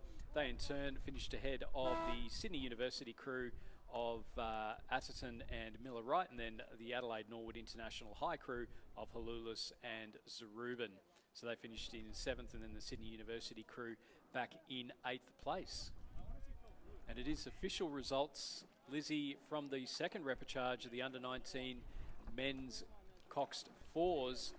Nudgee College by 0.01 of a second over Wendouree Ballarat. So they must have just got that on the surge. Wow, that's amazing. Let's come back to that. Let's just confirm then, just to conclude the under-21 men's double scull semi-finals. Going through to the final, the North Est crew of Quinn and Parker. In second, the Canberra Rowing Club ACT High Performance Program crew of James and Rosen. In third, the Adelaide University Mercantile Composite of Critchell and Belcher. And fourth, the Sydney University crew of Fuller and Tetley. The remaining crews dropping out of the event now, and the winning time 7 minutes 18.57, which compares with 7:16 in the previous semi-final. So let's just confirm again then, in the men's Coxed 4, under-19 Coxed 4 Repechage 2, where there was a photo finish on the line. The win was taken by St Virgil's, and the second qualifying crew is St Joseph's Nudgee College, having pushed Wendouree Ballarat out of contention by 0.1 of a second. Amazing. Right, we've got a wonderful race on the screen now. Under 21 women's Coxed 4. This is the repechage, and only the first 4 will go through to the final. Our Melbourne University composite has scratched. The University of Queensland crew is in lane 3. That is Nell Murphy, Lily Bragg, Astrid Coates and Sarah Burke, coxed by Harriet O'Dwyer. A composite in lane 4 of Mercantile, Adelaide University and Swan River. Lila Fieves, Greta Spencer, Caroline McNally and Abigail Cox, coxed by Angelie Ung. Mercantile are in lane 5. Eloise Adam, Jemima Dryden, Gabby Price and Athena Speranzas, coxed by Lulu White. A composite in lane 6 of Kaylee Wall from the University of WA, Sophia Cross from Fremantle, T. Campbell, and a second Mercantile crew in lane 7 of Mia Harrison, Zoe Corr, Clodagh McCarthy and Lucinda Johnston, coxed by Esther Harden. And with just the one crew to miss out from this race in the repechage, and it does look field, we've got the University of Queensland crew in lane number 3 who are leading out at the moment ahead of that Mercantile, Adelaide University and Swan River composite. Mercantile in lane number 5 sitting in 3rd place, and then the Swan River, West Australian, Fremantle and University of Western Australia composite in lane number 6 in that final, 4th and final qualification position as we see them now just coming through the 1500 metres. University of Queensland moving up into 1st place over that last 500 metres ahead of that Mercantile composite, and then Mercantile in 3rd place, Swan River composite in 4th, and then it is a bit of a gap back then to the second Mercantile crew in lane number 7. The Mercantile composite crew, so a couple of composites. We've got a full West Australian licorice all sorts almost in lane number 6 with Swan River, West Australian, Fremantle and University of Western Australia. I don't think there'd be many other clubs left. Maybe if you could throw a Bunbury in there. But, and then the Mercantile composite in lane number 4, that's Lila Fieves and Greta Spencer from the Swan River Rowing Club. Now, 2-time Australian junior representatives in the sweep boats, and very, very accomplished. You'll see them rowing for Western Australia in the women's youth 8s coming up on Sunday, and they will make up the core of what will be a very, very strong West Australian women's youth 8. There's been some big things actually coming out of the West, particularly in the sweep boats, and potentially in with a very good shot of medaling on Sunday in the Queen's Cup as well, with a number of West Australian representatives in the Australian sweep boats at the Paris Olympics. Out in front though, it is the Queenslanders, Scarlett Woodbury, Lily Bragg, Astrid Coates, Sarah Burke and Harriet O'Dwyer, who have the lead. The Mercantile, Adelaide University and Swan River composite sitting in 2nd, and then it's a nice little battle going on between Mercantile and the West Australian composite over in lane number 6. So they're battling it out for 3rd place. All 4 of those crews to go through ahead of Mercantile over in lane number 7. It's just the order in which they're going to do it. The University of Queensland looking very comfortable out in front. They've opened up a nice Clearwater lead. They're going to cross the line in 1st place, so they'll qualify for the final of the under-21 women's Coxed 4s. The Mercantile composite in lane number 4 will finish in 2nd place. Then coming through in 3rd place, it will be that Swan River, West Australian, Fremantle, University of WA composite in lane 6, finishing just ahead of Mercantile in 4th place, and then the second Mercantile crew. They're confirming then from the repechage in the under-21 women's Coxed 4, the University of Queensland Boat Club crew has progressed through to the final in 1st position. The composite between Mercantile, Adelaide University and Swan River in 2nd position spot was taken by Mercantile Rowing Club, the crew of Adam, Dryden, Price, Speranzas and White. The second Mercantile crew has been knocked out of the event. The winning time was 8 minutes 5.33, the margins 5.48, 2.96 and a 0.45. So good race at the end there. We now have the repechage, a couple of repechages for the under-21 men's Coxed 4s. In the first repechage, we've got Melbourne University in lane 2, Harvey Stewart, Charlie White, Matthew English and Corey Johnson, coxed by Maria Del Busso. Anthony Rabinski from West Australian Rowing Club and William Main from Fremantle, with Harrison Ranger coxing them. In lane 4 from Adelaide University Boat Club, Oliver Evans-Wood, George Griffith, James Williams and Max Henry, coxed by Sophia Tayeb. In lane 5, a composite between Sydney University and Newcastle University, Finley Mitchell, Trefon Stamboli, Campbell Wickham and Gus Chiasoliolka, coxed by John O'Yates of Joey's and coached by Simon Huxley, Peter Warne and Will Raven. And in lane 6, another composite, phew, so many composites, James Forsyth from Wendouree Ballarat, James Shaw from Wendouree Ballarat, Max Boycott from Melbourne Uni Boat Club and Charlie McCure. The cox is Jared Morrison. And in the battle between the 3 composites and the 2 straight club crews, it is Sydney University, Newcastle University composite through 1,500 metres ahead of Adelaide University, then the Fremantle, Wendouree Ballarat, Melbourne composites, Melbourne University composite in lane number 6. So top 2 to make it through to the final, and as things stand, that does look like it's going to be the Sydney Uni, Newcastle Uni composite, and then Adelaide University sitting just in behind them. So the trick is apparently for this race to have a university Yes. university club or a university crew. So Sydney University and Newcastle University, so Trefon Stamboli from Newcastle University making the trek down from the Hunter to train with the guys from Sydney University. Yeah, he's been doing that quite often and he slotted in nicely to the squad. He did it last year as well. And what we have here are schoolboys from different schools, really, who are making the step up to university level. So some of them quite young. And this squad has really lifted in the last few months with Simon Huxley coming on board as a coach at Sydney University Boat Club, working with Peter Warne. Don McLaughlin has moved from Sydney University Boat Club, where he was head coach and running the under-21 men's squad. He's now the new head coach at the QAS. So it's the Adelaide University now just sitting in second. We've got a big push coming here from the Fremantle composite over in lane number 3. I suspect they're just going to miss out. It is going to be a win for Adelaide University, rowing through Sydney University composite in second place. Both those crews going through to the final. The Fremantle West Australian Swan River composite had a massive finish. The final 500 metres, they put absolutely everything into it. Unfortunately, just missing out by just over a second. Melbourne University in lane 2 will finish in 4th place ahead of the Wendouree Ballarat Melbourne University composite back in 5th. Confirmation, Adelaide University and the Sydney University Newcastle University composite. The winning time 7 minutes 4 seconds, the margin 2.2, although it looked less than that, and Fremantle just being pushed out of the qualifying position by 1.1 of a second. The second repechage is now in progress. In lane 3, in these under-21 men's coxed fours, we have a composite again.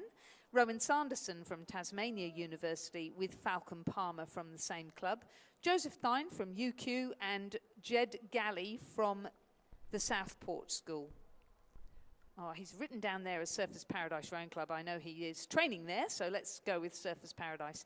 Their cox there is William Angelini. The coaches are Randall Martin and Lachlan Johnston. In lane 4 from Mercantile Rowing Club, Joe Lee Conway, Ethan Brown, James Simpson and Alessandro Marrow. Zane Tackler is the cox and the coach is Ed Ryan. Sydney University Boat Club are in lane 5. Jack Cullen, Angus Mitchell, Alfie McLean and Jeff Warren, coxed by Alice Holm and coached by Simon Huxley, Peter Warne and William Raven. And in lane 6 from Mercantile Rowing Club, Lockie Roberts, Sam Chin, Edward Burgess and Matisse Kerr, coxed by Pippa Reed and coached by Ed Ryan. And it's a nice battle going on here between Mercantile and Sydney University in the middle of the field. It's just the Mercs crew with their bow ball out in front. That was the case through 1,000 metres. It was 0.09 of a second between the two. The Surfers Paradise University of Queensland and Tasmania University composite sitting in 3rd place. They're about a boat length down. There is still a little bit of time left to go, and we'll be able to see as they go through the 1,500 metres just how much time they'll need to make up over that final stages, and then back again to the Mercs crew in lane number 6.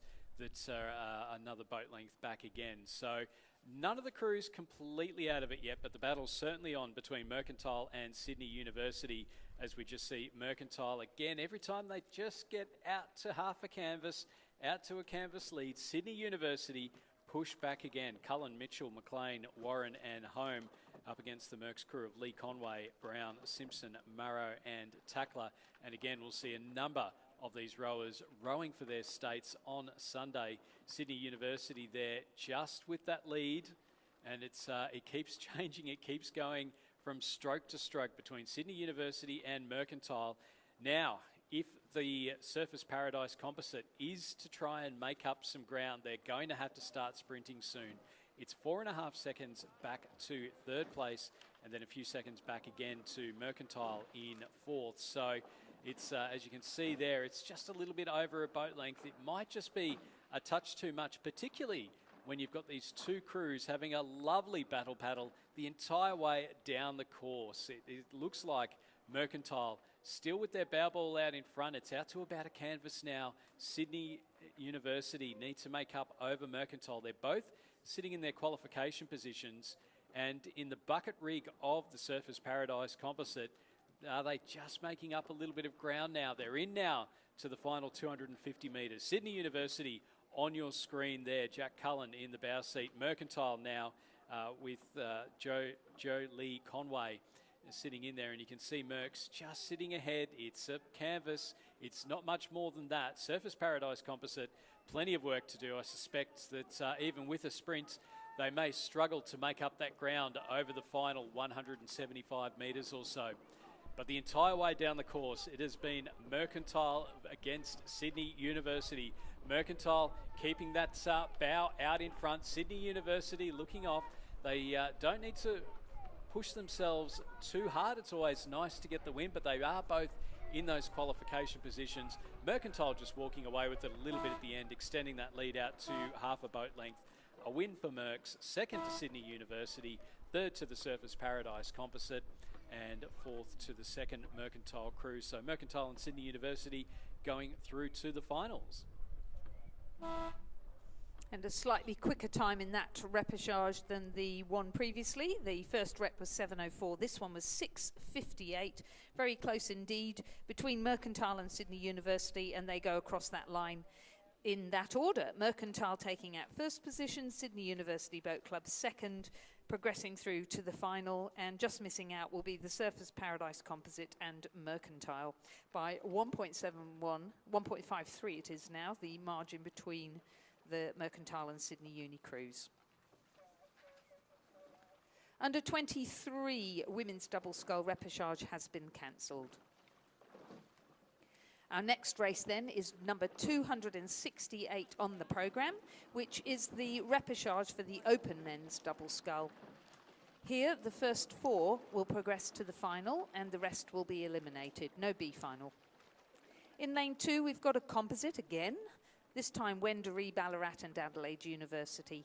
Hamish Allen from Adelaide University and Will Gilbert from Wendouree, Ballarat. They're coached by Jamie McDonald and Nick Mitchell. In lane three, Sam Green from UTS with Joel Kane from Melbourne University Boat Club. In lanes 4 and 5, the crews that have come from Army Rowing India. The first crew, Karamjit Singh and Arvid Singh. The second crew in lane 5, Kulwinder Singh and Jaspinder Singh. Both crews are coached by Lokesh Kumar and Lava Kumar, along with Anthony Patterson. And in lane 6 from Banks Rowing Club, Nick Zygetta and James Meads. Yeah, great to see the Army Rowing India crews coming here. They've got a number of entries, including in the lightweight event. So I think they're one of the men's lightweight eights that will be racing a little bit later on in the regatta.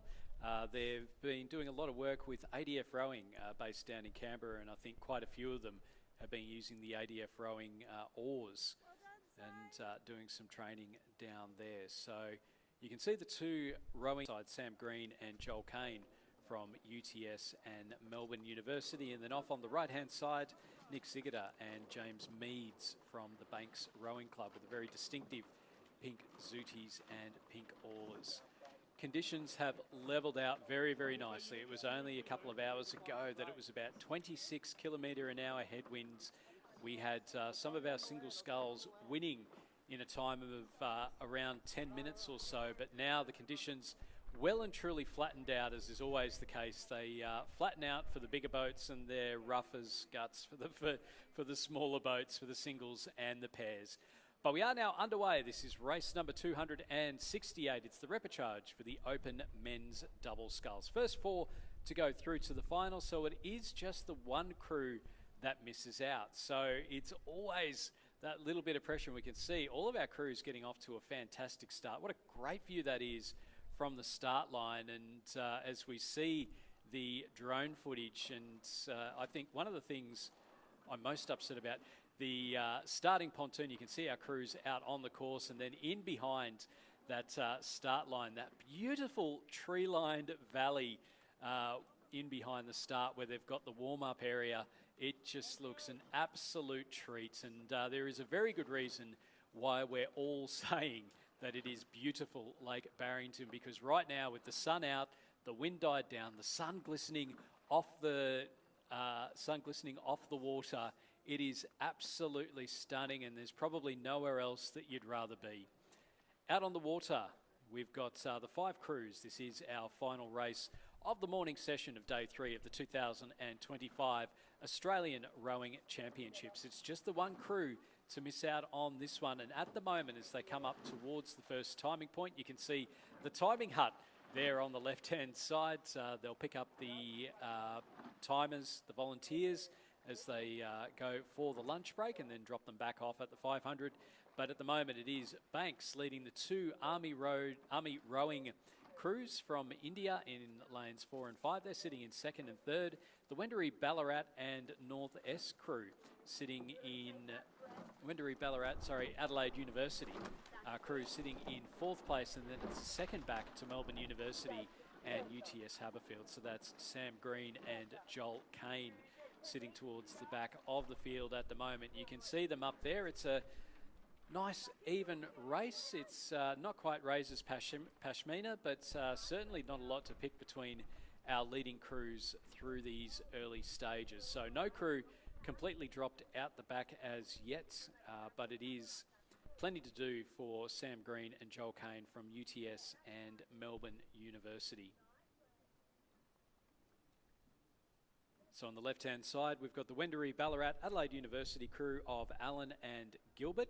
Next to them, making a bit of a move and looking like they're just catching up a little bit, are the Melbourne University UTS crew of Green and Kane. So they're making a little bit of a push. The 2 Army rowing crews from India are in lanes 4 and 5. So it is the crew of Kulwinder Singh and Jaspinder Singh in lane 5 on the right-hand side, just a little bit ahead of Karamanjit Singh and Arvid Singh, and then Nick Zigata and James Meads from the Banks Rowing Club sitting in lane 6, so also in a qualification position. The Melbourne University composite 100 metres, but it's now half a second between 4th and 5th, towards the finish line, ready to take a well-deserved break. A big thank you to all the volunteers that are helping out here at the 2025 Australian Rowing Championships. We've got boat holders that are down at the start line. We've got people who are helping out with the car parking marshals, and also the drone spotters, which was a job that we discovered about yesterday. It's to keep an eye out for eagles, to make sure that the eagles don't get the drones. So there's always some spectacular, after this of course, but if you YouTube eagle attacking drone, then wedge-tailed eagles in particular don't mind having a crack at a drone. Well, there you go. And there's such amazing wildlife in Tasmania. So you've got the eagles up above trying to swipe the drone, and then I swear the echidna that lives at the back of this finish tower is trying to dig out the entire course. He is a very popular echidna too, just quietly. He's very industrious, I must say. Yes, if you've not seen an echidna and you're here at the course, head along to the coffee cart at the end near the finish tower, grab yourself a coffee and have a wander, and you can quite often see whatever his name is, Digger, I reckon we should call him, wandering around here. What a great Aussie name for an echidna. Exactly. Digger the echidna. That can we... Rob Prescott, if you're listening, can we just make that the official mascot? Digger the Tasmanian echidna. rowing? Yeah. Yep, Digger the echidna. Let's do it. Out on the water, it is our Banks crew leading the 2 Army Road India crews as they're coming into the 1,500 metre mark. 500 metres left to go. Not a lot. Sam Green and Joel Kane from UTS and Melbourne University have moved up into 4th place. They were half a boat length down at the 1,000. They're half a boat length up at the 1,500. University composite of Hamish Allen and William Gilbert. So plenty of work to do for the crew in lane 2. In the foreground, as we see them there. And you can see the 8s training off in the background. A reminder too that if you are training, not to go over the finish line if a race is approaching. So that does affect the photo finish equipment. We don't have anyone doing that at the moment, but please remember that if there is a race coming down the course and about to finish, not to cross over the finish line, as that does affect the photo finish equipment. Beautiful view here of the rowers from Bankston. It's 3 abreast for our leading 3 crews. They're all going to qualify. The order in which they're going to qualify, though, is anyone's guess. It's the Army Rowing Node India crews in lanes 4 and 5. Banks in lane number 6. As we just look across to lane 5, that's Kulwinder Singh and Jaspinder Singh. And they have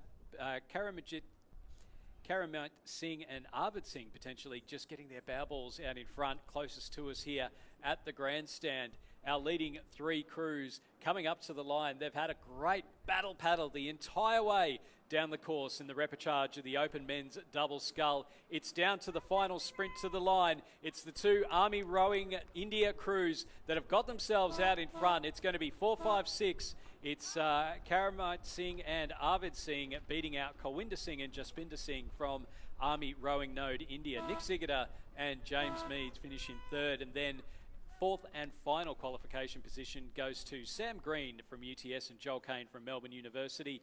They just got through Hamish Allen from Adelaide University and William Gilbert from Wendouree, Ballarat. What a fantastic morning's worth of rowing, Lizzie. It certainly has been. So that was another close race. What we had there was Army Rowing Node India crew, Karamjit Singh and Arvind Singh, crossing the line in a time of 6 minutes 57. So nice and speedy there. And then the officials have obviously had a good look, because first of all it was 0.25 of a second back to Kulwinder Singh and Jaspinder Singh. Now it looks like it's 0.48 of a second, having looked at it's not just the times but also some video they have here, and a further 1 second back to the crew from Banks Rowing Club, and then another 8.52 seconds back to the composite of Green from UTS and Kane from Melbourne Uni. Those are the 4 qualifying crews, and just missing out will be Hamish Allen from Adelaide Uni and William Gilbert from Wendouree, Ballarat. So we do have a bit of a break in the program. Our next race is at 1:30 p.m. with the women's under-23 lightweight double sculls. But stay tuned, because on the live stream at 1:15 we do have an interview with Ella Bramwell from the National Training Centre. So looking forward to hearing from Ella at 1:15 before we get back into the racing. Fantastic. See you at 1:15, if not before.